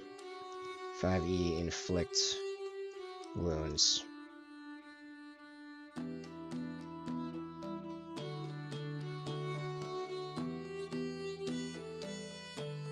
Okay, 3d10 necrotic damage is at level 1. An increase by 1d10 for each spell slot above first. So at, say, level 7, you're doing 9d10 necrotic damage.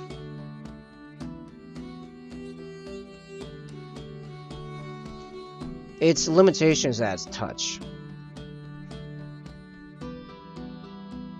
Yeah, you were close.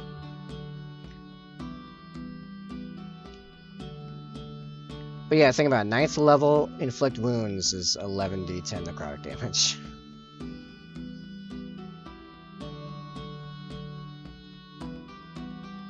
Ain't bad for first level spell.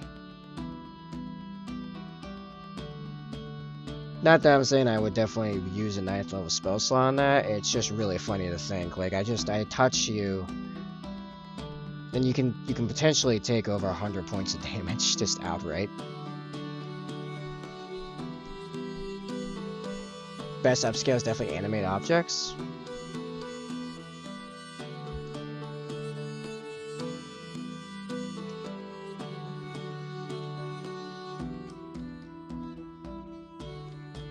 Okay.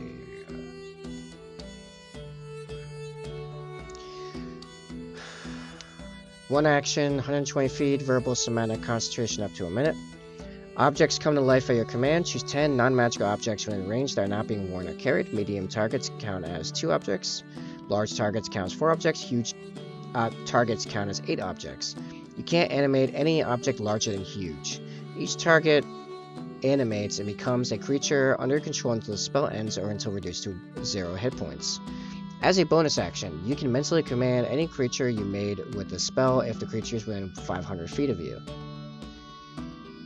If you control multiple creatures, you can command any or all of them at the same time, issuing the same command to each one.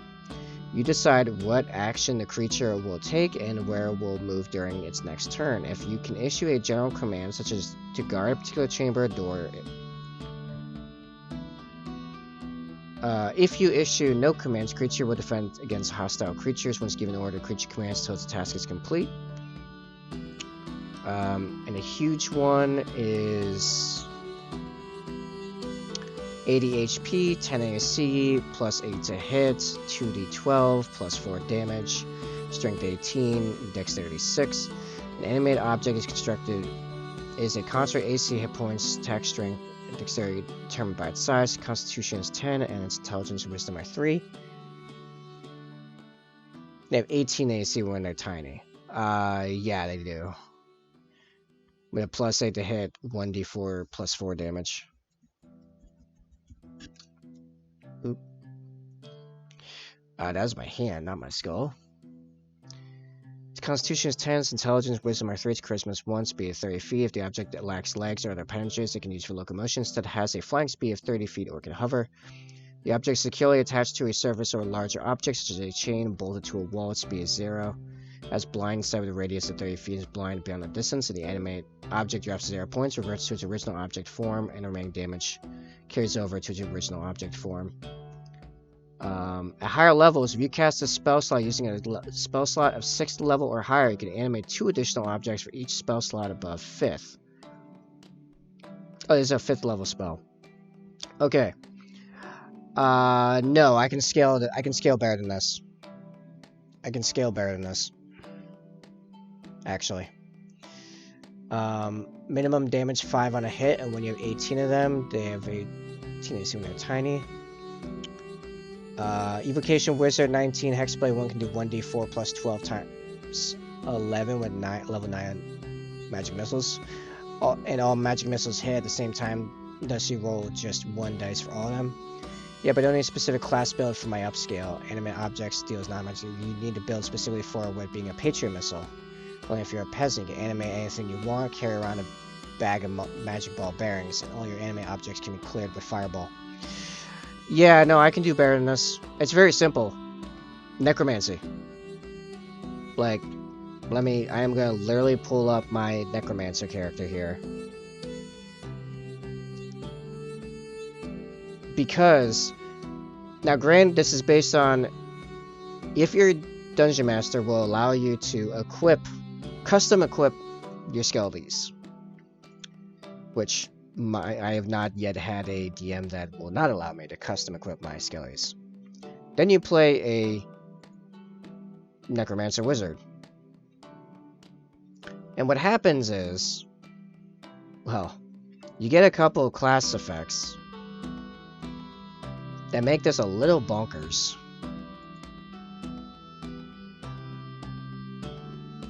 So, Undead Thralls at 6th level. So, you become level 6.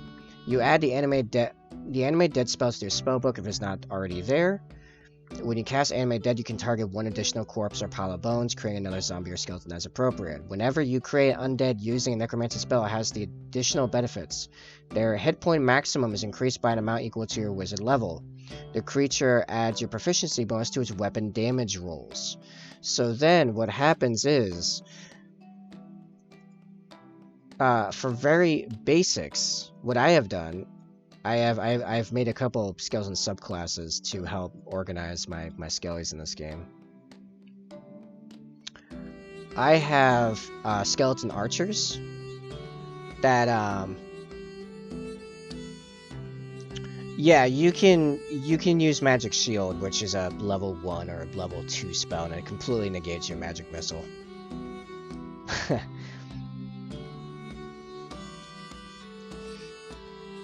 So, my skeleton archers have hide armor, so they have AC 14 with a dex of 14.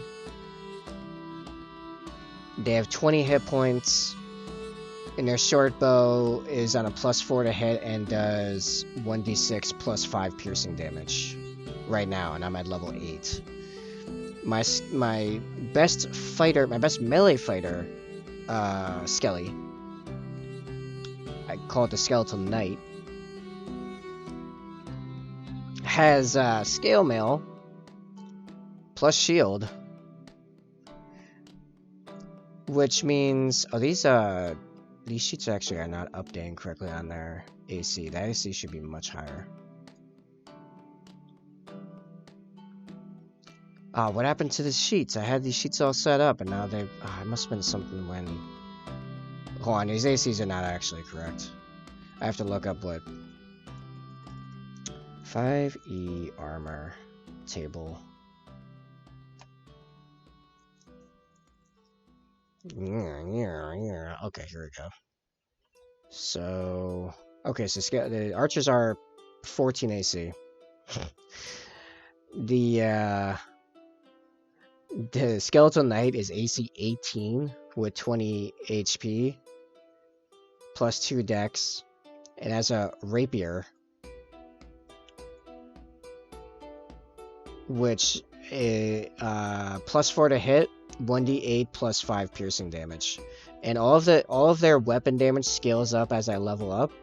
Their HP scales up as I level up, and I can raise way more of them. So really, the limitation is how many skeletons I can get a hold of, and how much armor and how much gear can I afford. But you can't counterspell it because I have these things always raised. right now I keep a contingent of 8 armed and ready skeletons in a bag of holding.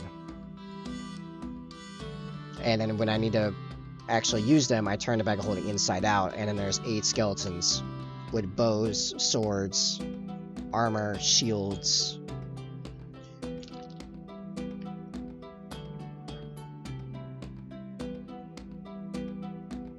You can counter spell shield?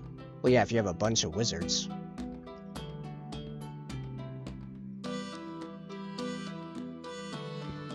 Also, by the time I can cast 9th level spells, I can resurrect mummies that can summon their own skeletons and control them underneath me. I can have hundreds, literally hundreds of skeletons under my control in total.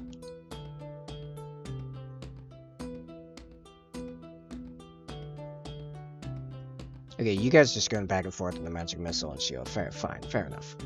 Fair enough.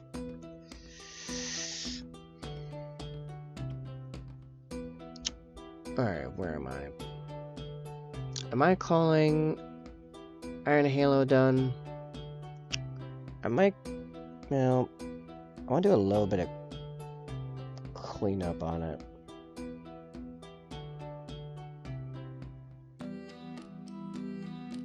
I don't play D&D above level 8? Oh, you're missing out, man. There's some good stuff up there.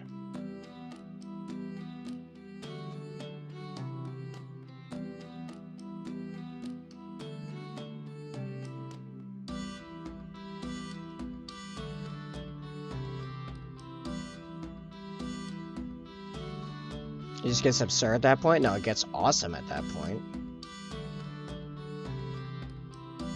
Dude, right now we're going through a wizard's tower that the guy was alchemist more than... he was alchemist first, archmage second. So we're like, okay, this thing's gonna be filled with poisons. I'm gonna cast Hero's Feast and we're gonna be immune to poison for 24 hours. Let's go. On top of a bunch of other stuff.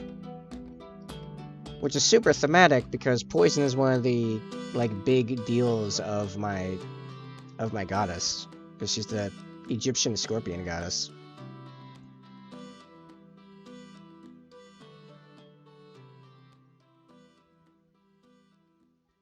Can't do that at level 8. Why are you so desperately grasping to be correct when you never even made it to actual absurdity? Played level 17 character.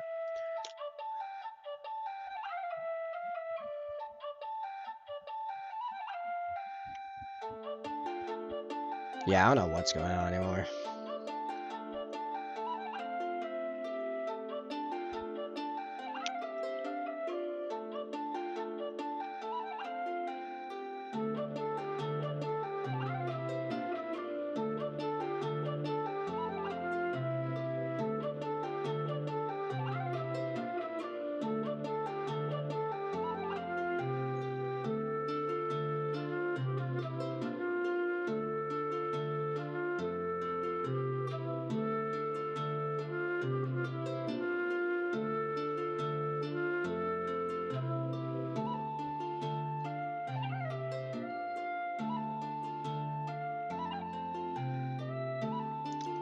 Okay, so your DM is not throwing strong enough stuff at you. Like, I've been level 10 and I've been like fighting for my life. Like, your DM is not pulling like good enough stuff. Then that's your problem. Yeah, if you're OP at 8th level character or yeah, okay, at 10th level, if you're OP, then your DM is still screwing up and not sending you to places or throwing stuff at you that is worthwhile, because, I mean, there are CR 20, like 28, I think is the highest CR in the game. Is named, what is he? It's like a named dragon character. I think he's like undead or astral or some nonsense like that. But like, if you go out into the plains, there's definitely stuff to make you, you know, want a power boost. All through right up to level 20. I mean, like, we have epic D&D for characters that are higher than level 20. Like, overpowered means powered unnecessarily powered over the things around you. Yeah, but then they just one-shot you. Again, not fun. Again, that means the DM's screwing up. The DM is there to create a balance where you feel capable, but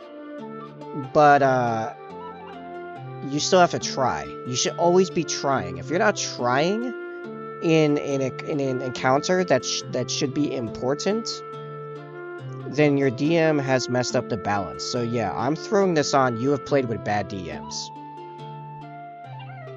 Because seriously, I'm my part's level 11 right now for my cleric, and when we're actually going up against stuff that matters, yeah, we are stopping and we are thinking real hard about stuff because everything's dangerous.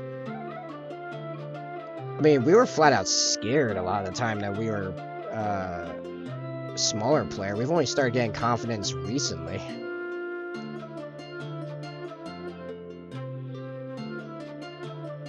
Just because you can kill 6 goblins in turn doesn't mean anything. Put 100 goblins. Make you work for it, yeah, right? Having too much enemies slows combat's not fun? Again, it's not necessarily the case. There are ways of streamlining that. And guess what? High-level spell slots just remove all challenges from things like investigation. Not necessarily. No, not at all. Level 11, and we just ran up into a puzzle that we had to actually think about and use our heads on. So it was, okay, so we come up into a tower room, right? And it's a circular room, right? And around, like, 3/4 of the wall is made of these little, like, cubby drawers, because this guy was an alchemist, right? And then there's a spiral staircase going up to what would be a trapdoor. That's what we've gone through to go up in floors 3 times now. But there's no trapdoor up there. It's like, okay, so we have to figure out what the puzzle is here. So we start looking through the cubbies, as you do. Find a couple things here and there, nothing crazy. And eventually one of our ranger finds a cubby that's completely clean. Completely clean, not even dust in it. And so him and I started, poring over this. And then we realized that there's a wire that this cubby triggers when you open it slightly. And that wire goes behind into the wall and it branches off into a million, like, spider webs along the wall behind all the cubbies. So I'm like, okay, here's what we do. We go through all the cubbies, and if it's not a clean one, we toss it. And we empty this so we can see the whole thing, right? So we do that, and we find 10. We find 10 cubbies, 10 cubby drawers that have these wires. But the wire network is such a mess that we have no idea. So we start experimenting, and eventually I'm like, okay, we only have a certain amount of time before certain magical effects wear off. So I'm going to sit down and I'm going to cast Commune. Right, so decently high-level spell to get some answers. So I'm like, okay, does this mechanism reveal the way forward? And my goddess is like, yes. Great. And then it was... There's 2 more questions that it was... do we have to interact with all 10 cubbies? And she's like, yes, okay. Do we... what was the other one? There's another one I got no on. But effectively, we're like, okay, let's try pulling all of them at the same time. So we get some rope, get some string, and we tie them all together so all the bodies we have there can pull all 10 of them, because we only had 6. We had 6 people. And they're scattered all over this room, different heights and everything. So we pull all 10 of them. So they open enough to trigger the wire. So then all of the other cubby drawers in a pile behind us just explode outward. And just pinging off us, pinging off the walls. We're like, what even? Okay, alright, let's try popping all these back in. Because my theory is that we have to, that energy right there, that magical energy, gets shunted back into the wire network and does a thing. So we put all the cubbies back, and Then we pull the wires again, and then, yes, something happens. The table in the middle of the room begins descending into the floor and reveals a staircase downwards. Like, alright, well, we know this tower already defies physics in a few ways, let's go down there. We go down the stairs. And we come into the same room, except we're walking on the ceiling. And also we hear weird voices. And that's where we're gonna end the session. Yes, I removed some of our potential options by casting a spell, but we cast a single spell in the course of an hour and a half of working with this puzzle.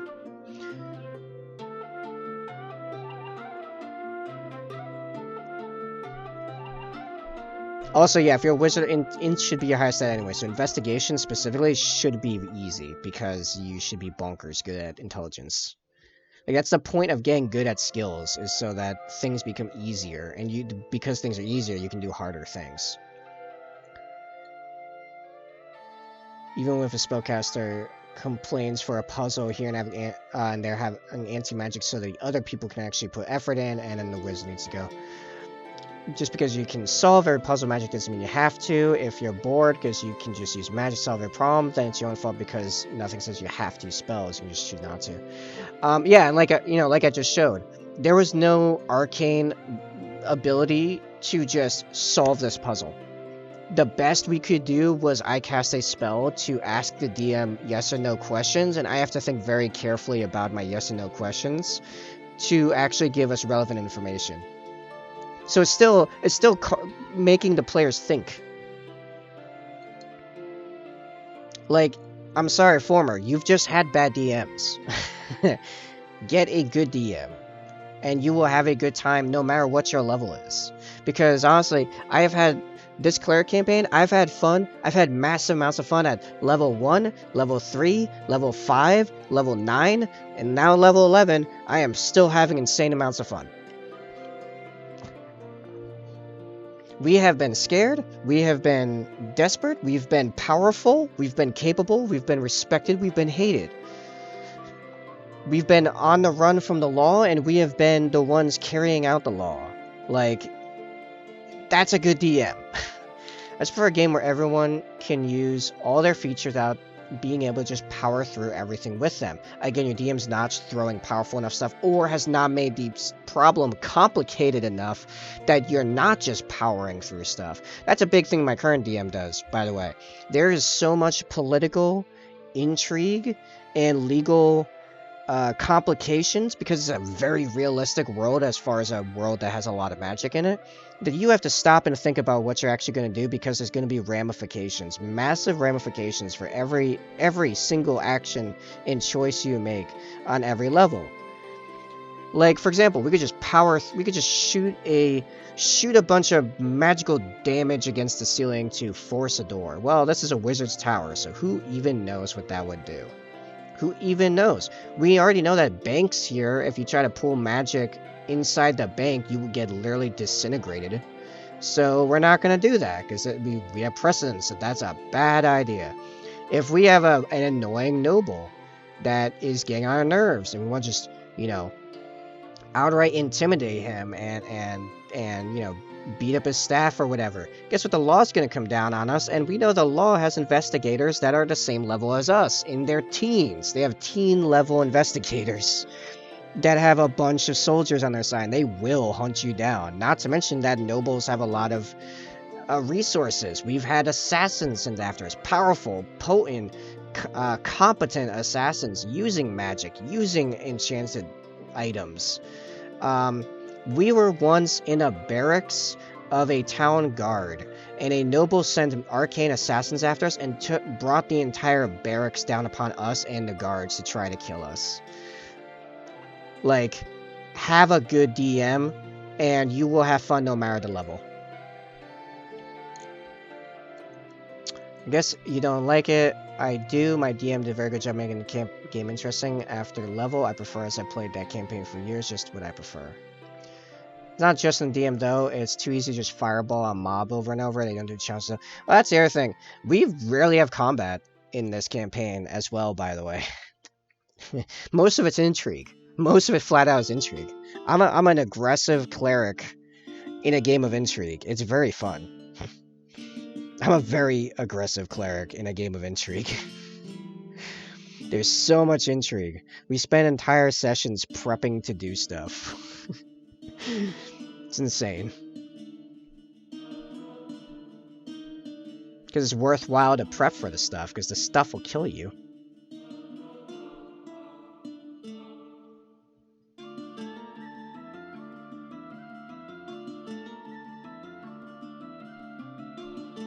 I like the simplicity of lower level characters. It's not like my character OP or min-max, it's just what I like. It doesn't mean I play D&D wrong. I didn't say you play D&D wrong. Oh no, I said if you're bored because you feel overpowered at a certain level, your DM is not doing a good job. That's what I said. There's a difference.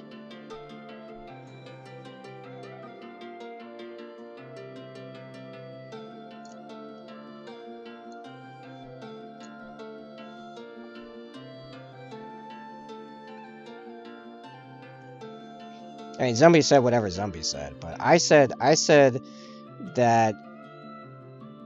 I mean, okay, if you just like simplicity because you don't have a huge amount of capability, that's one thing. That's not what you started with. That's not what you initially said. That only came out just now. That's different. That's a completely different concept than what you were saying before. You said you felt overpowered before. Being overpowered is in comparison to other things around you. That's completely different than you liking simplicity. So I still stand by everything I have said.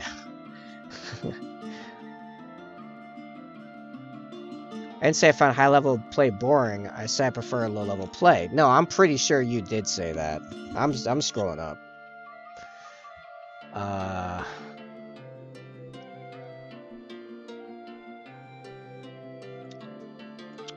I don't like to play D&D above the lay. It would just get absurd at that point.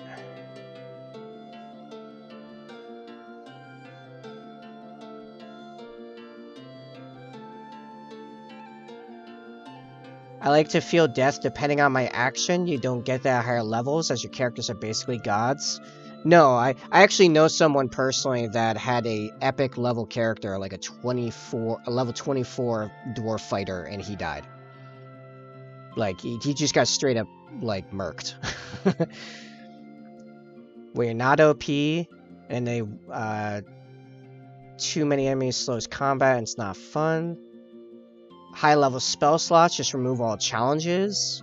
Like, these are all different ways of saying you're bored. You're not getting enough challenge. But if you're not getting enough challenge, then your DM's not giving you enough challenge. That's it.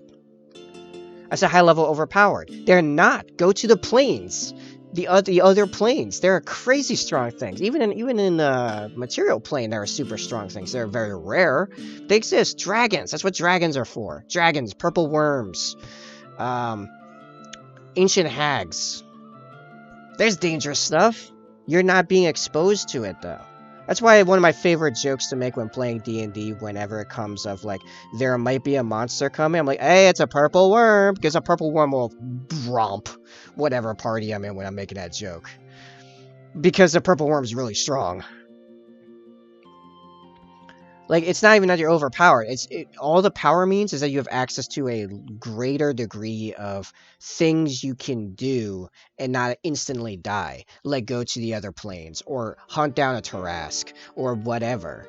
Like, I mean, they're Tarrasques! Like, fight a Tarrasque. Like, there's definitely things in D&D that can take on a party of all level 20 players. No problem. No problem at all. So it's on your DM to throw those things at you. There's not as many things, but there are definitely things. And then again, going back to like puzzles and political intrigue, and have your high-powered characters take part in a war, an all-out war, become the champions of a faction in a war, a full-scale tens of thousands of combatants. That doesn't mean you're interacting with all tens of thousands of combatants, but you're surrounded by thousands of combatants, and you're plowing through all of these nobodies to get to the enemy commanders and their champions, and do a duel with other champions in this massive war, all-out warfare, or defending or taking a fortress in a siege. Like you can do things. You can do a lot of things as a high-level character. I've always wanted to take part in an all-out war in D&D. Like besieging. I've made characters that were specifically meant to be good at sieging, actually. My artificer, his original concept was a siege specialist. He turned into being a blacklisted R&D, weapons R&D for the kingdom in question, but originally he was meant to be a frontline siege specialist. For plays nobodies. Okay, that is different than what you were originally saying. What you were originally saying was language of you are aboard, which is on your DM. Because if you could take enjoyment from a high-level character, but you're not because you don't have enough challenge, then that's on your DM. Because that's what you were saying initially. If you just prefer to play as nobodies that just met in a tavern, then that's its own whole thing. That's not what you started with. So I'm still standing by all my statements. Might not fit you individually if this is indeed the case, that you just prefer low levels for the sake of low levels and nothing to do with high-level gameplay. Then yeah. My favorite D&D fight was when we ambushed a Adult Green Dragon as level 7 party. We prepared for the fight for 3 sessions, and then we almost died. Yeah, so you like super high-stakes gameplay. Guess what? My favorite D&D fight was the 9-session sequence. I'm not even joking. 9-session sequence with about 8 sessions of prep before it, of going through like a 5-stage boss fight with a bunch of combatants in it when we were level 10. We almost died like 9 times in that fight. Like, straight up. In fact, the last like 4 entire sessions, we didn't have any magic left. We were using cantrips and our standard weapons at level 10. I literally casted only Sacred Flame for literally 3 entire sessions of endless combat. The combat didn't stop. It was still, we were able to take on very big enemies and had very large encounters because we had a bunch of allies that gave us resources like scrolls, for example, and we also had some weird plot stuff that's super complex. I can't get, like, it wouldn't be realistic for me to get into a lot of detail about it, but effectively we had an entity that was super strong under our direct control that had a bunch of abilities, so we could do a lot of damage output with that. But that didn't stop us. We were still on the front lines of that thing, with hundreds of NPCs as allies, taking on these giant, really powerful arcane monsters out in the wilderness. We had a bunch of mages, we had elite military forces, we had the Archmage and his apprentices, like the Imperial Archmage, like the Archmage of the Archmages. And we were still on the front lines with our Sacred Flames and some borrowed scrolls and like my mundane splint mail and shield and mace, like regular mace. I was on the front line up there like, let's go! Yeah, for sessions on end. Best fight ever. But we didn't even have access to a bunch of our power because we used it all to take on a hag that was the thing between us and that superpowered being. Like, we both had control over, and she was going to use it to cause a whole bunch of damage. And we are like, nah, you're not gonna pull that.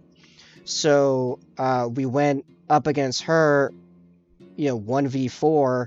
Nearly died like 7 times, used all of our magical capabilities because we knew that whatever came next, we had a bunch of allies. So we went into the next fight. So that fight was 3 sessions long. Next fight was 5 sessions long, and we did that mostly through allies. I think high level, high powered, overpowered, yes. I think you're wrong on that. I think you're flat out objectively incorrect. I didn't use them with my level character, so yeah, it was fun to solve stuff as I'm smart enough with even without them. Yeah, as I just mentioned, we went through 5 sessions of fights with none of our good level magic. Then we got some new players. They built casters and absolutely destroyed that campaign as the DM wasn't ready for it, as it was his first time playing at that high level. One of OG guys left, and the whole campaign ended soon. And that's why I'm kind of bitter against him. Okay, so that's a problem with people, not against the gameplay. You got screwed by people.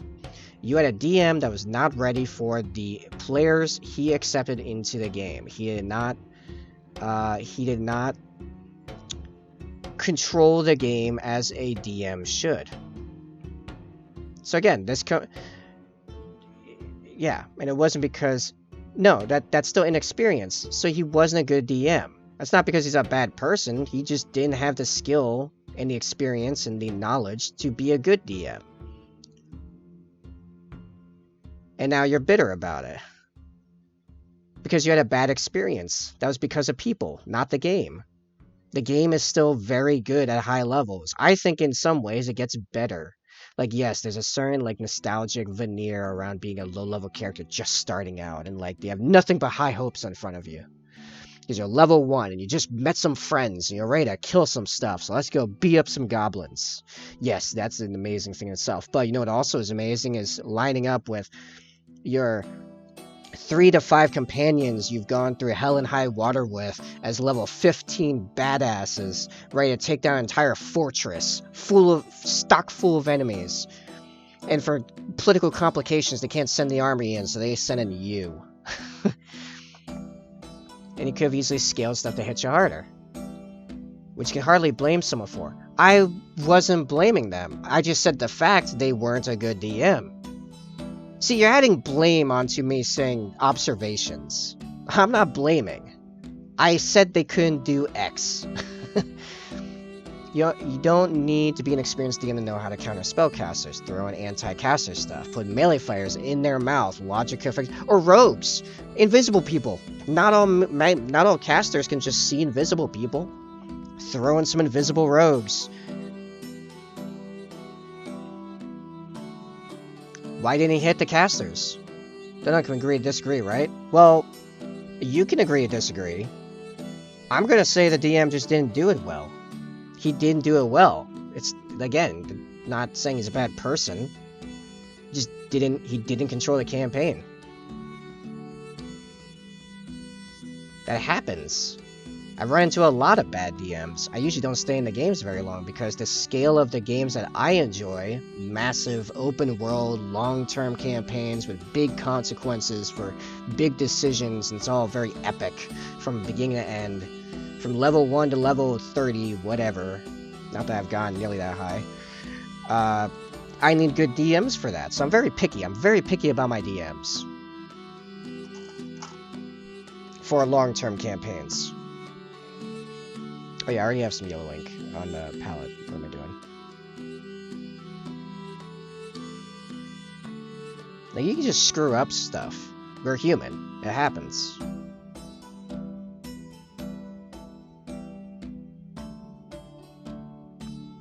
If they're ruining the campaign, screw 'em. We try to get rid of them, but damage was done. Experience 9, he failed and didn't step up when he needed to. Like, it is what it is, and you tried, so that counts, but it's still not hard to adjust. Now, I can't say, as for the difficulty of adjustment, because I've not DM'd, I just know what you should do, which is adjust. And I do think at some point, I would like to DM. I'd like to DM a campaign. I have a few different ideas. I just don't have the time and the resources to do so right now. Or more specifically, I don't have the resources to give me the time to do so. I would say he's the best DM I've ever played with, and I still play with him. Well, great.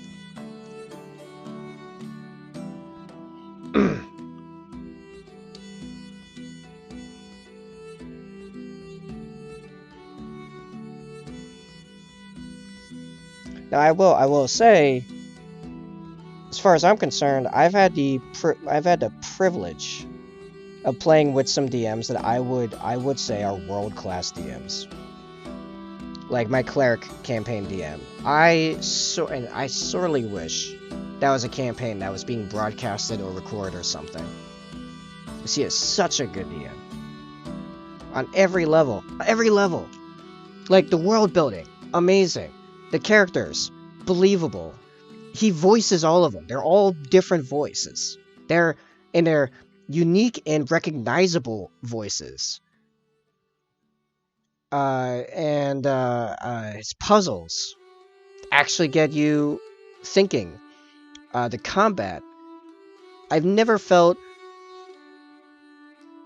have felt out of my depth in the best way. Like, out of my depth, but not worse screwed. I have felt powerful before. I have felt, oh, this is just within where I should be.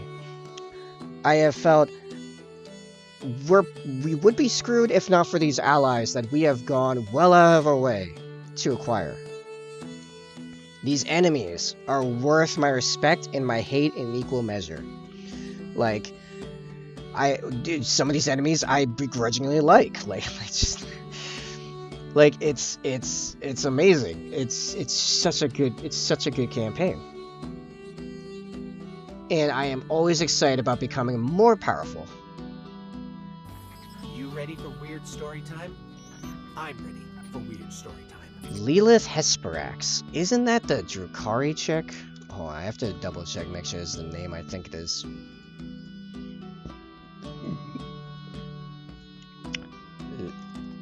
Lilith Hesperax. No, I think that's the... No, it is. Okay, yeah, it's that one. Alright, this is what I remember of Lilith Hesperax, which is a Drukhari, or a Dark Eldar character. She is the best combatant currently in the, yes, Dark Eldar chick.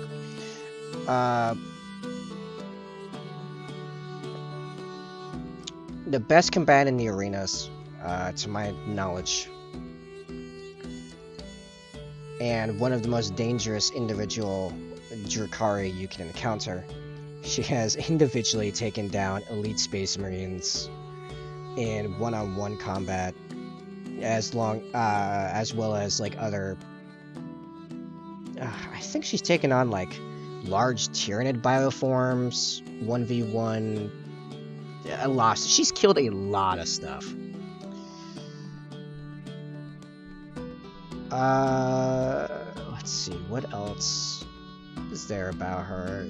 There's rumors she's even been a Coruscant to Vect, the overall overlord of the Drukhari, and Kimura. I'm trying to remember the other stuff she's done. She's done a bunch of stuff. I'm trying to remember it. I don't read a lot about the Drukhari, to be honest. Try to find something hard but not obscure. I guess it wasn't that hard. Well, I mean, ironically, I really don't read a lot about the Drukhari, so yeah, you kind of got me on that one. Like, I know who she is. I don't know a lot of details about her, except she's like hyper dangerous, like hilariously dangerous.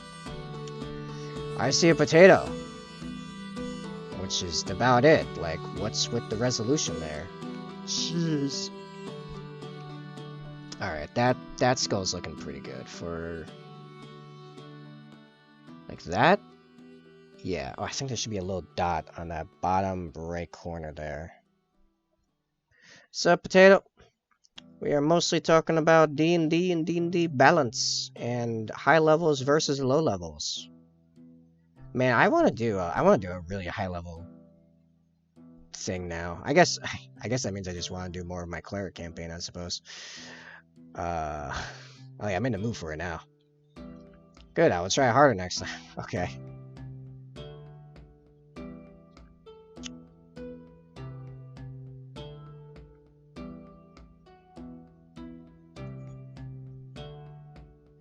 You know where you can get pretty obscure and I will know a decent bit about is, like, pretty much anything Space Marine related. Like, I'll call myself out. I have primarily read Space Marine stuff, but I've gone deep and broad in Space Marines.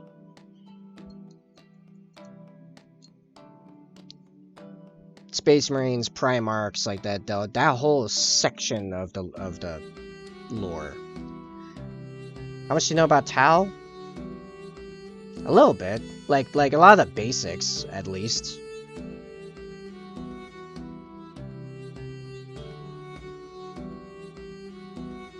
I know Screw the Tau, because they're the primary rivals of my Space Marine chapter, the Raven Guard, and they killed my most recent chapter master, Corvin Severax, before Kavan Strike took over. So, screw them. Oh, what's up, Sai? You missed a whole D&D DM conversation. You might want to scroll up a bit. There's a whole thing about good DMs, bad DMs, scaling, high-level players, low-level players, or characters, I mean. Not players, characters. There's a whole bunch going on. I'm pretty happy with that skull. I need to darken that eye socket, actually. But besides that, I think that came out pretty good. Can I get some black out of here? Yeah, a little bit. I mean, I've taught a lot of people how to play the game. Non-mods can't scroll up to see the chat. Really? That's a thing? Oh, well, never mind. Best people at D&D are people who don't normally play video games in their lives. I still don't think that's correct. I think the best people that are good at playing, are the best people at playing D&D are the ones that want to make stories. That want to actually roleplay and become part of the experience. I can guess I'm speaking from experience. No, I think video games puts a couple of hurdles in their initial learning. It put a couple of hurdles in my initial learning, but I don't think that actually affects their skill cap. Former, you can because you've been here. Well, Sai's been here too. Sai just wasn't. Sai just was AFK. I don't believe he was. I don't believe he actually like jumped out of the tab. So, Sai, go scroll up. It's why gamers try to treat it too much like a game max stuff and worry too much about stats. Gamers say, I want to make acrobatics check to get over the gap, when non-gamers say, I want to jump over the gap. That comes down to whether or not they're playing a game or writing a story. That's nothing to do with the gamer stuff. I was a gamer. I nearly became a pro gamer before I started playing D&D. You saw my character.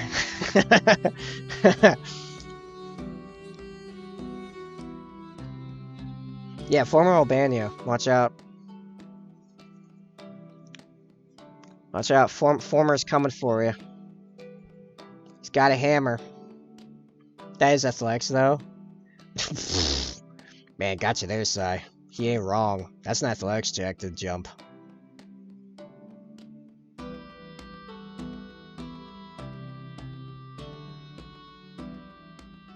I'm a gamer, and I don't say I want to make an acrobatics check to jump the gap. I will sometimes say I would like to make X check to do a thing because I want to approach the thing from a certain angle. So, for example, we might be investigating, but I am looking for a thing that specifically I am trying to see a thing. So I might ask, can I use perception instead, for example.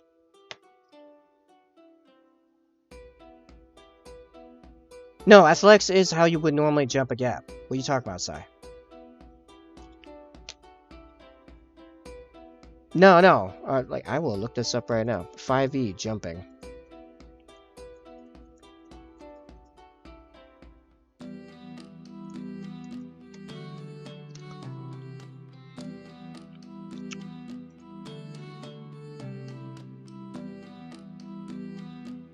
Okay, your strength determines how far you can jump. Long jump is... Okay, a long jump is a DC 10 athletics check. A high jump is a strength, Yeah, no, it's just athletics. Yeah, straight up athletics. There is when you land difficult terrain, you must succeed a acrobatics check to land on your feet. Yeah, acrobatics is landing. Jumping is athletics, because it's strength-based. Yeah, jumping's about strength. Landing's about acrobatics.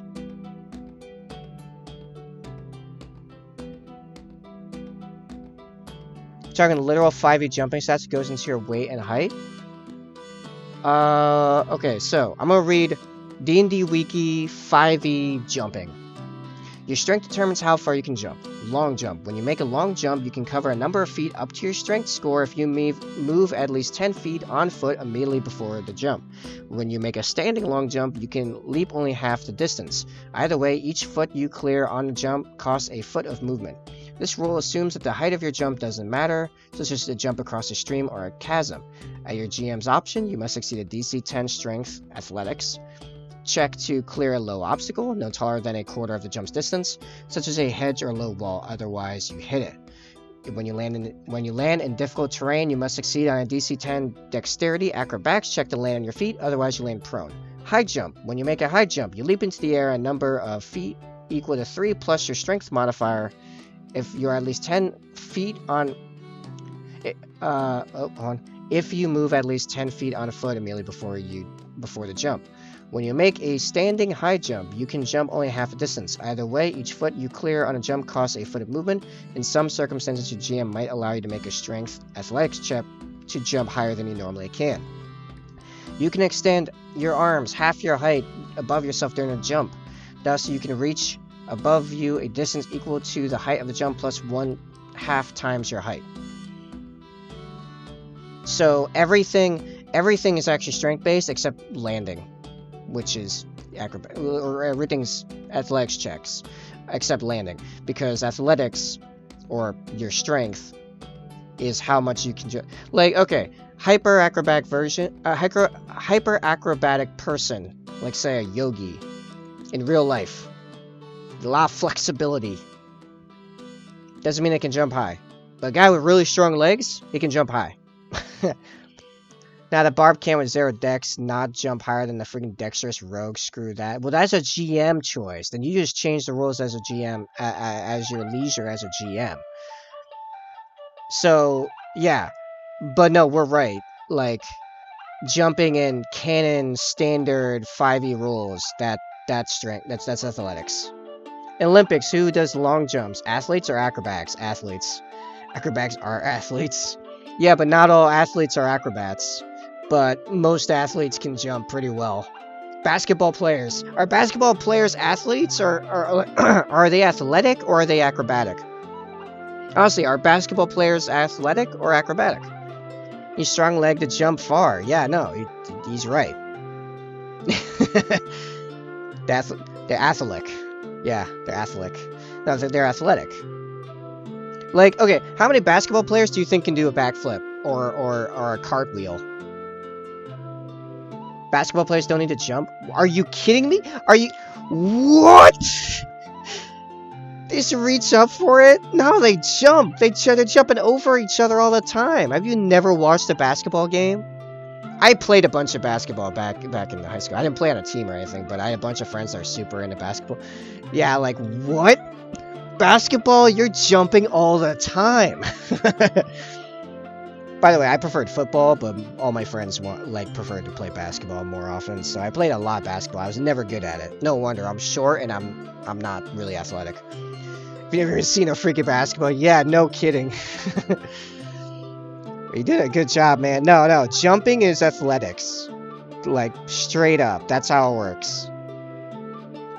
Here's the thing. I don't care if the rogue is super acrobatic. That means he can land well. If he is strength -1, then he ain't jumping.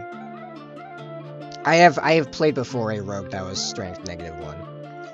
He ain't jumping nothing. He's having a hard time climbing a wall. He's having a hard time jumping. He can't carry a bunch of the loot he steals. He has to look to the other party members. In that game, it was mostly a monk. Go figure. Later we got a fighter, but that was much later in that campaign. Like, nah. You need to not skip leg day if you want to jump. And leg day is strength training. Not yoga. Yoga doesn't give you better jumps. You don't see basketball players lining up to learn yoga.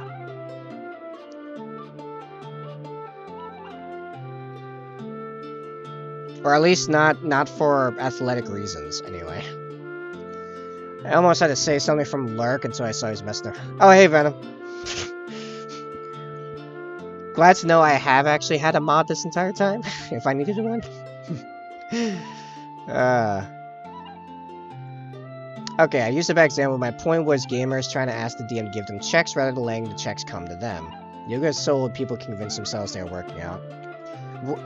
Oh, yoga is so old people convince me they are working out. Have you? Okay, as someone that's actually done a lot of yoga, my ex was a yoga teacher, and she would use me because I am fairly flexible to do a lot of the more advanced techniques alongside her doing like the normal ones.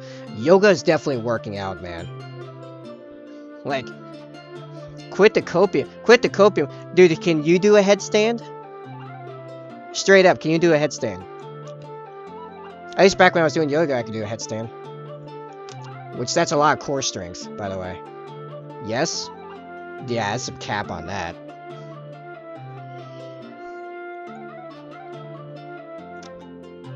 Potato can do a headstand? Okay.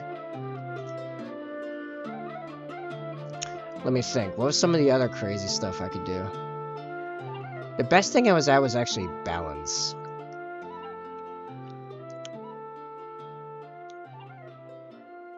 There is a... What is that pose called again? There's a couple really intense balance poses I used to be able to do. I can't remember their names.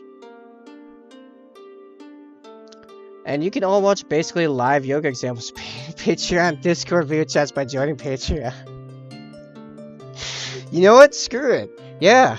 I mean, if you guys come in as patrons and say you want to watch me go through a yoga sequence, I'll do it. I will absolutely do it. Dude, sun salutations. I should remember sun salutations. Sun salutations are yoga's version of burpees. I'm not even, and they are as hard as burpees. Like, no, like, do some all the way sun salutation, like the entire actual, like, ancient sequence. Well, Potato, you are a patron, so, I mean, Thursday night, you could actually, you could call for that. You are a sexy wooden leg, so you have the ability to make that happen. Really wish I could have continued that, but regulation diving board... Oh, wait, no, I missed some stuff. Wait, let me go back.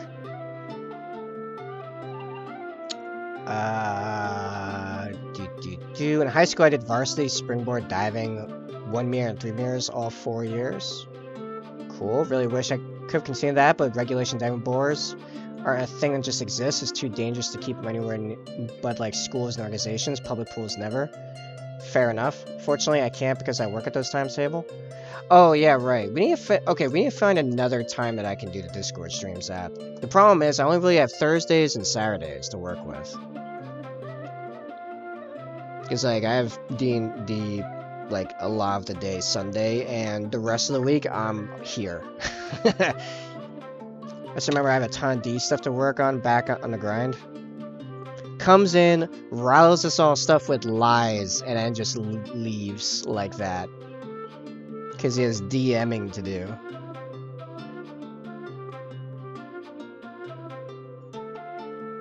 That's the Psy experience for you.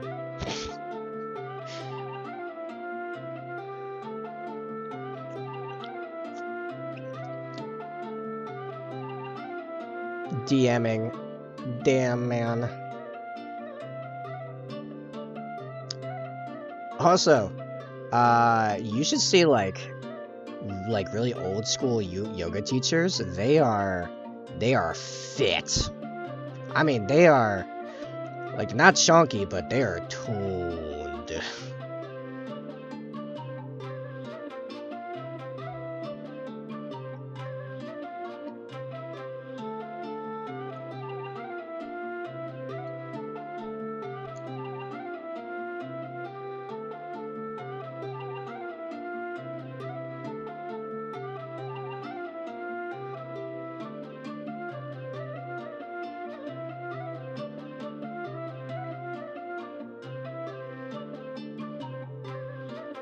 Okay, so yeah, my availability for the patron streams are like Thursdays and Saturdays.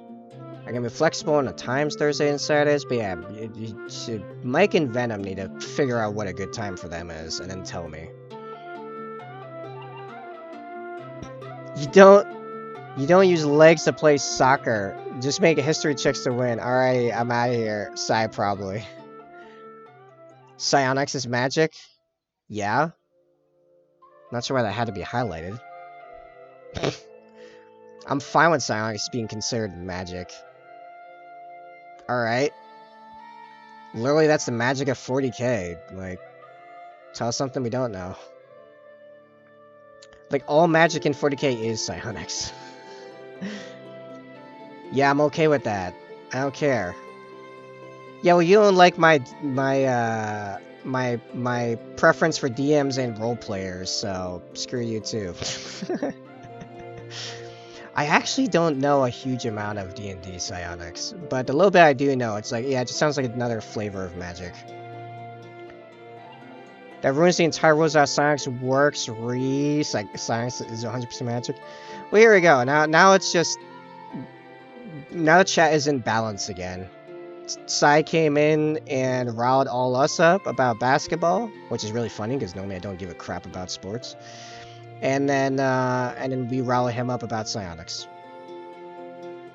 Listen, magic is anything that does not naturally occur in the world.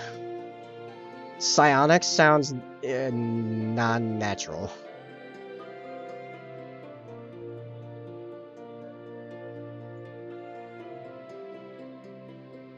Because human normally, under normal physics, can't just, you know, mind bolt you.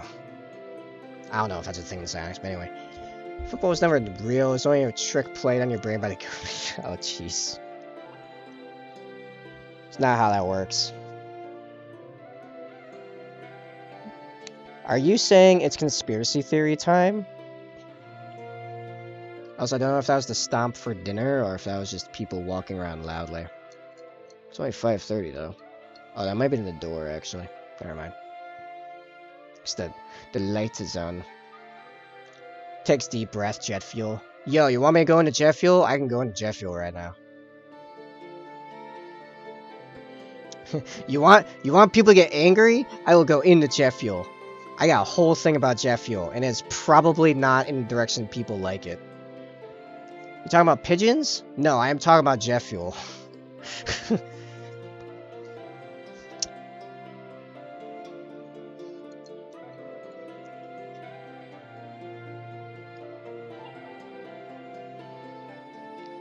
Friends say he ate the fuel fruit, and now his body's fuel. What? No. I don't even know what he's saying. Size lost his mind.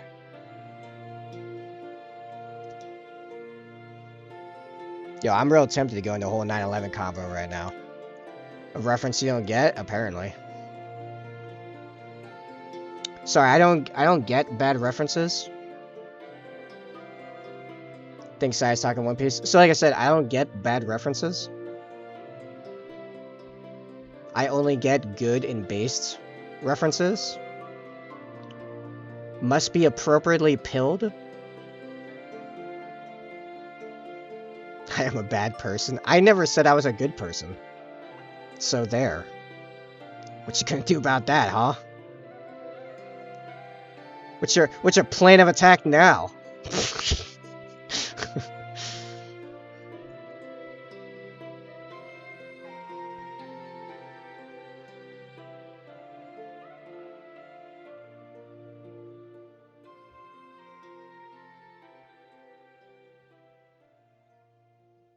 Cry? Yeah, sounds about right. Just full-on copium. Can't even.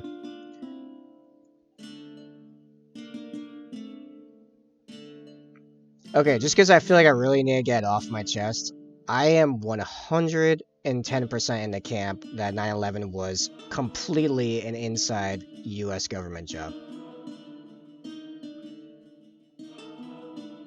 There has not been a glimmer of doubt on that in over 15 years for me.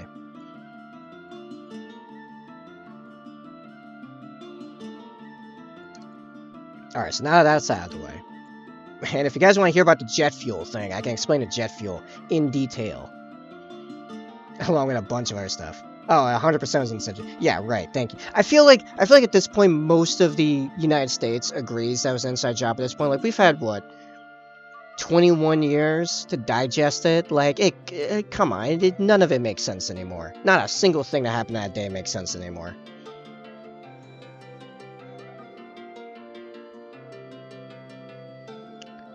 And no, jet fuel cannot melt the things that tower was actually made out of. If jumping is athletics, then why is a dexterity check to jump out of the way of AoE spells and explosions? Because that kind of jumping isn't jumping, it's directional falling. You are diving out of the way. You just said you did diving. You should know what diving's like. You don't need athletics to dive. You need acrobatics to fall to the left and land on your feet in a specific way to not take damage. You are falling with style. No, that's how it works. Dexterity's about falling. Dexterity's about falling and not getting hurt. Athletics is about propelling yourself upwards and over a long distance. I'm falling up. I'm falling up. Oh. Yeah. Dexterity is about control. Okay, alright, straight up. Dexterity. All of dexterity, it's about control. It's about controlling your body. Okay? I am considered to be highly dexterous right now because I have very fine hand-eye motor coordination to literally do this painting. That is a type of dexterity. Dexterity is bodily control. Propelling yourself requires athletics, because athletics is strength. You can have perfect control over your body, but if you don't have the strength to propel yourself off the ground, then you can't jump. You got no hops. I'm removing strength from my D&D games. It's no more. We now have Constitution, Do, Electric Boogaloo. Your barbarians and your fighters are going to be very annoyed.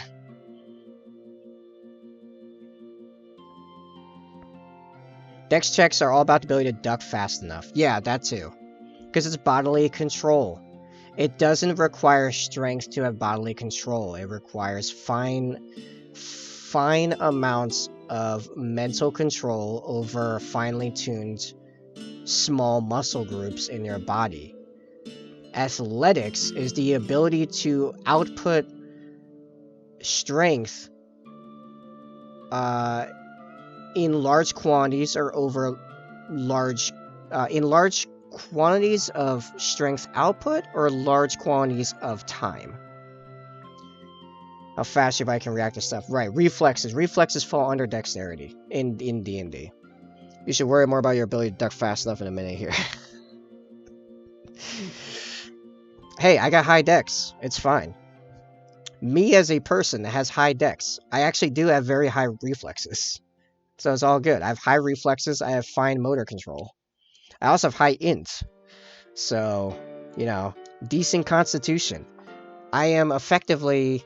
I'm probably a monk. Well, okay. Professionally, my class is Bard. Actually, no, that can make sense. I don't know how high my charisma really is. That's a hard thing to pinpoint in real life. But, you know what? I don't need to hear this. Alright, guys. What class am I in D&D? What class am I? I think a Bard, probably. But I don't know how high my charisma actually is. But I do have really high dex and pretty high int.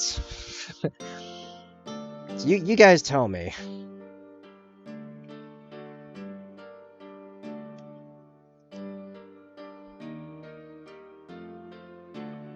Freaking idiot moron. Pepe cry. He doesn't have enough copium, guys. We gotta go deliver him some copium. That's your class. Commoner? Okay, come on. We're going with the assumption that I'm a PC, okay? Yeah, we're all commoners, because none of us know how to use a sword. And none of us can actually cast magic. Although maybe some of us know how to use a sword. I mean, you know. I technically know how to throw knives.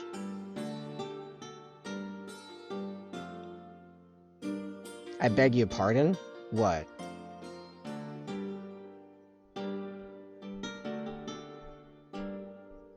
I do Hema?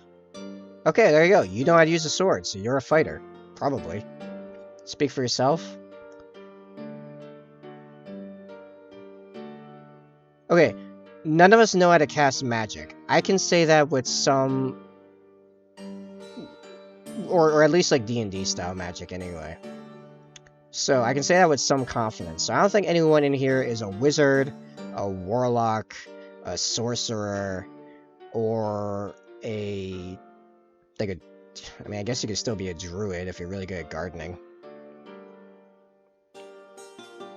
Can't cast spells, what are you, a freaking muggle? Alright, when was the last time you casted, let's say...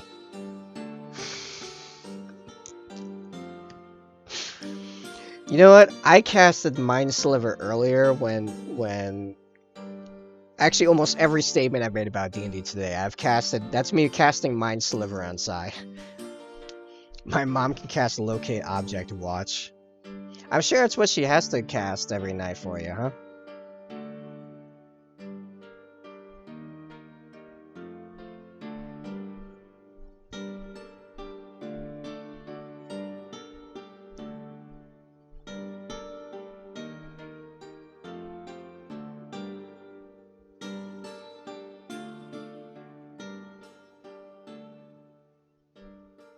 My dad cast Disappear when I was 10. Oof. Ooh. Well, you know what? That explains a few things. Wait, what?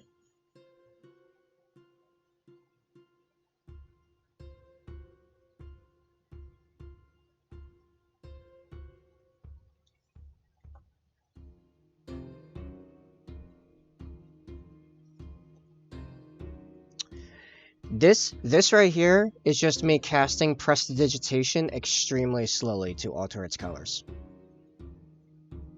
My dad cast Inflict Wound when I was 10? I mean... Well, that can go in a lot of different directions. What? I can't believe a wizard casted Blindness, Deafness, and Howling Colors left like that. Wow. So he casted it twice, right? Because you can only do one of those effects per cast. Turns out I just went to the bar, I found him, he's still around. Oh, okay, alright. 2 wizards? Ah. They're still somewhere holding concentration.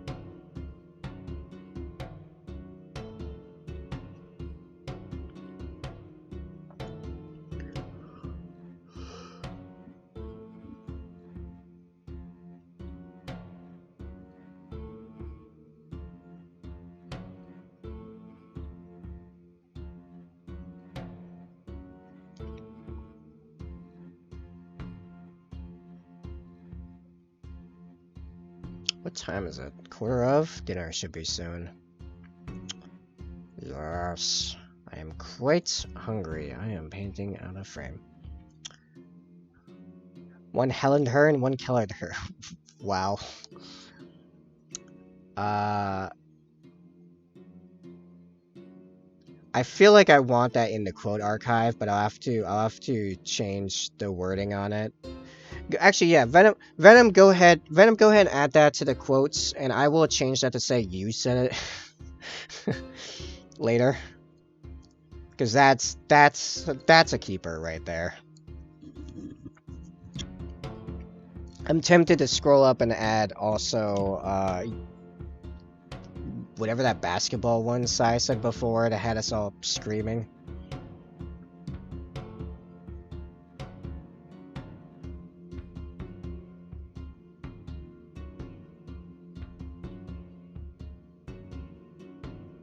Basketball players don't need to jump, day equals tall. I feel like that needs to be a quote.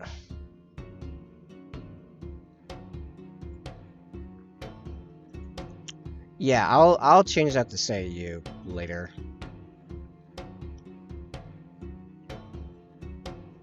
Because I have that power. No, not that quote.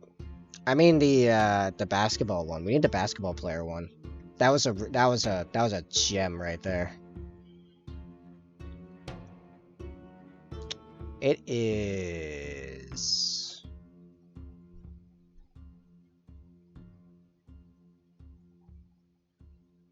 I'm trying to find it again. Basketball. Yeah, here we go.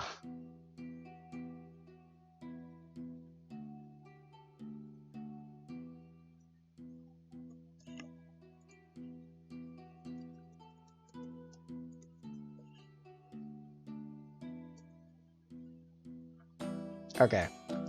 I will change those later.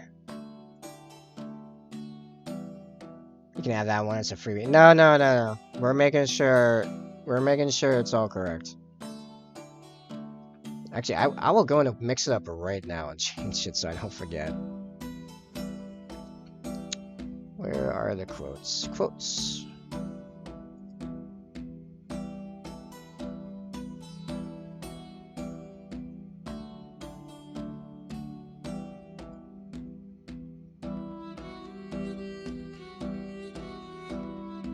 Can I not change the author of it? Oh, it's a universal thing.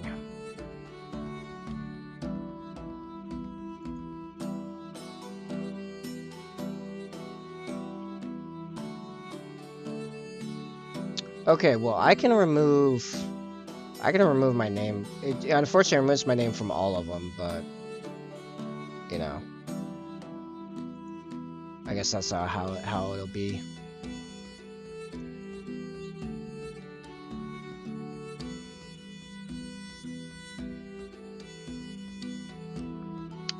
Oh, we can remove the cult one. That doesn't need to be a quote. That's its own command now.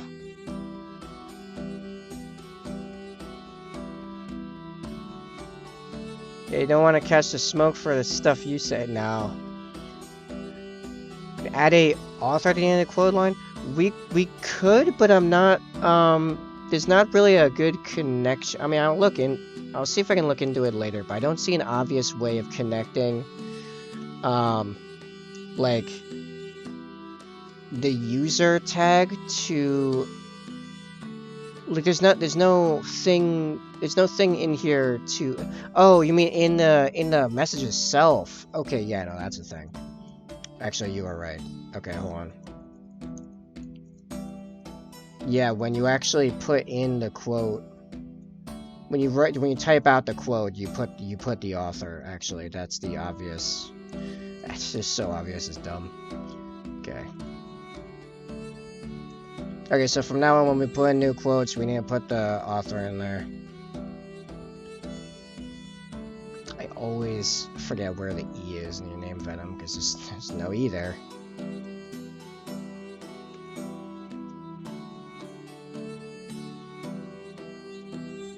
Also, you guys just not know how to use capital letters?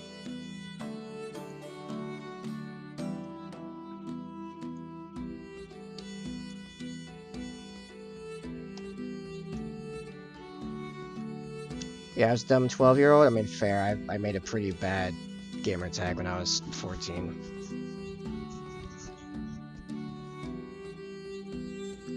Okay. The quotes don't work correctly. We don't have, like, correct quotes.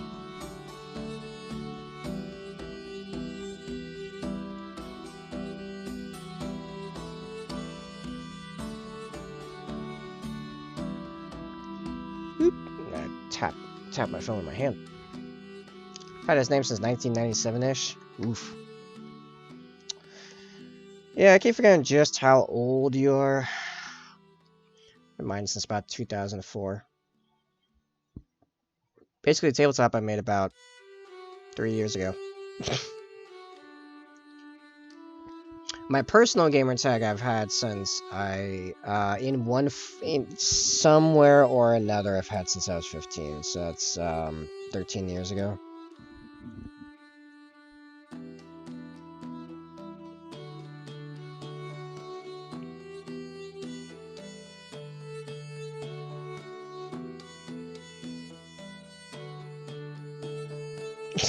By the way, Si, I don't remember you having any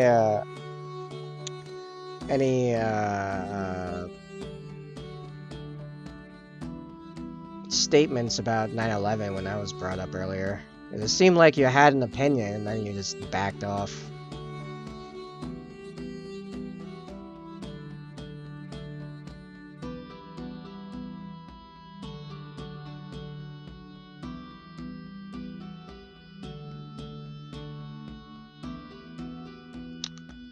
This is how my brain thought Cyborg Star was spelled when I was a little kid, and I just stuck with it. Star with an E, nice. Mine was Venom and E. I thought that everything had a hidden E somewhere. I think it's because I happened to choose that moment to smoke another hit of weed, my brain flew off another random direction. Oh, okay.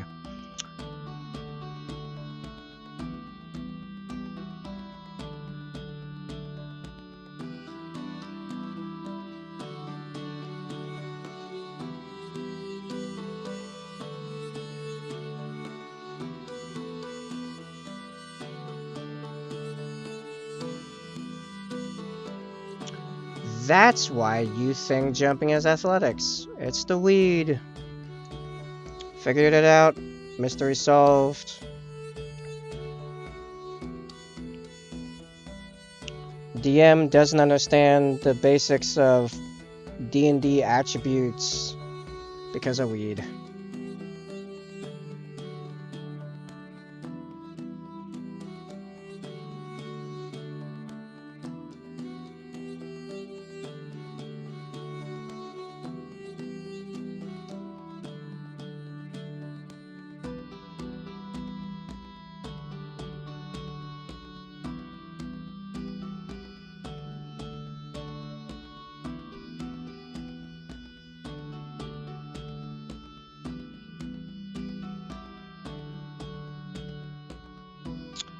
Almost think I don't even have to put the yellow ink on that one. I think I'm just getting to the point where I can do this without the yellow ink helping me out.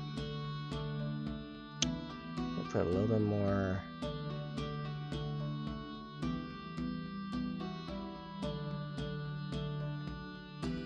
Yeah, that's looking pretty good.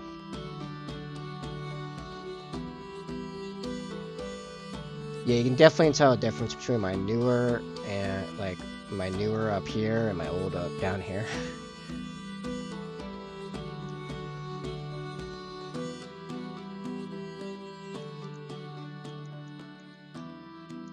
We are making proper progress. We might even be done with the gold by the time, by the end of tonight even.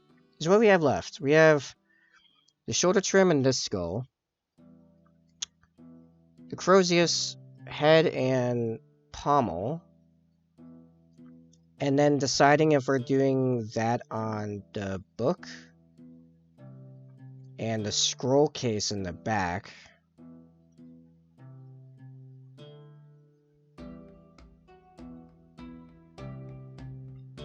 And then fixing the old, this bit here, cleaning up this a little bit here.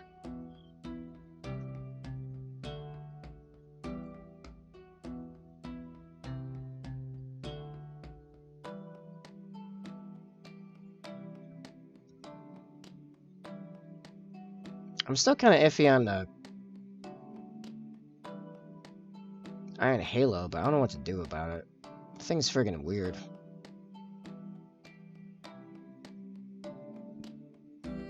I might come back to that after the Crozius is 100% painted so I can get the reflections on it better.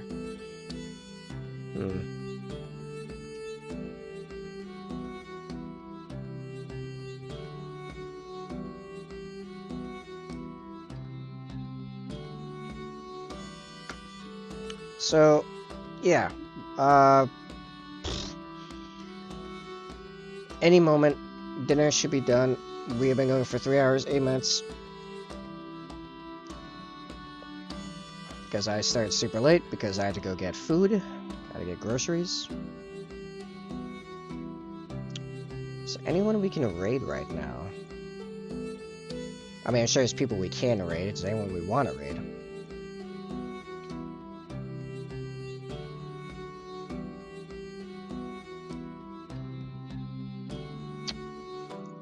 Got a bunch of bigger channels on for people I follow. Some of them I don't know why I follow anymore, but they're there.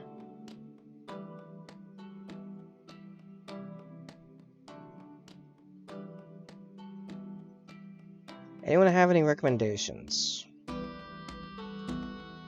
It says, okay, so Tuppy the Ducky. Who is that again? I'm trying to remember who that is.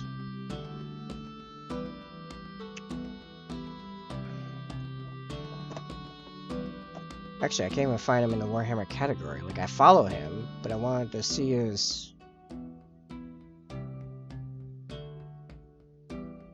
or their screen... I don't know. Okay, here we go. Hold on. I have to wait for the pre-roll. Nah. I've watched Tuppy a bit. He does Warhammer Ping a lot. He's in live right now. That's weird. It's telling me he's live.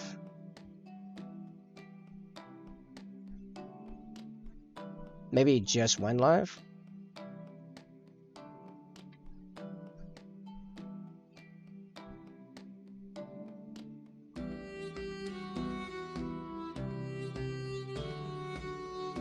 If I can remember what he looked like... Oh, it's another... Oh, no, stream starting. Okay, so yeah, no, he just went live.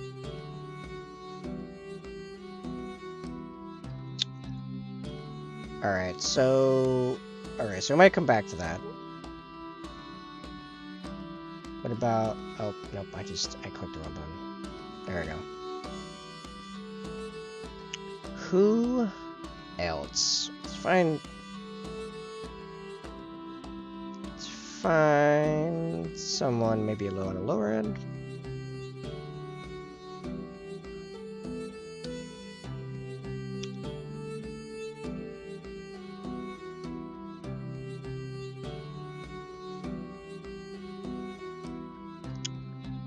We got Benry Paints is painting an aggressor. That looks pretty good.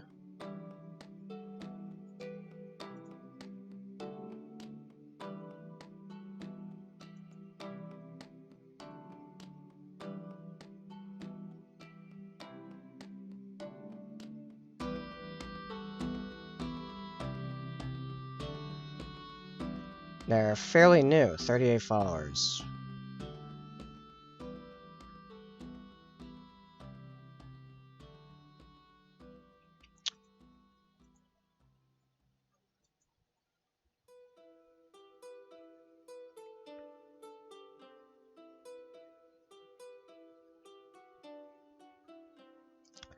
I'm kind of thinking let's check out this Benry Paints guy. Yeah. Alright. We're gonna raid and I'll be back in about 2 hours or so. Oh, there, now it says he's live. Oh yeah, actually, like, his screen is actually there. Like, he's, like, there. But I kinda wanna go meet this Benry. Till next time, Si. We doing a raid. Let's see if you come along, Venom.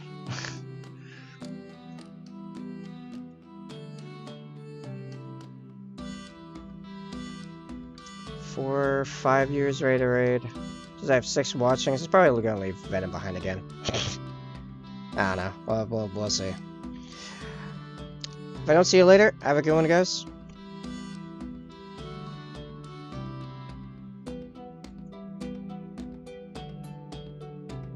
I don't know what this is, but I got it as part of a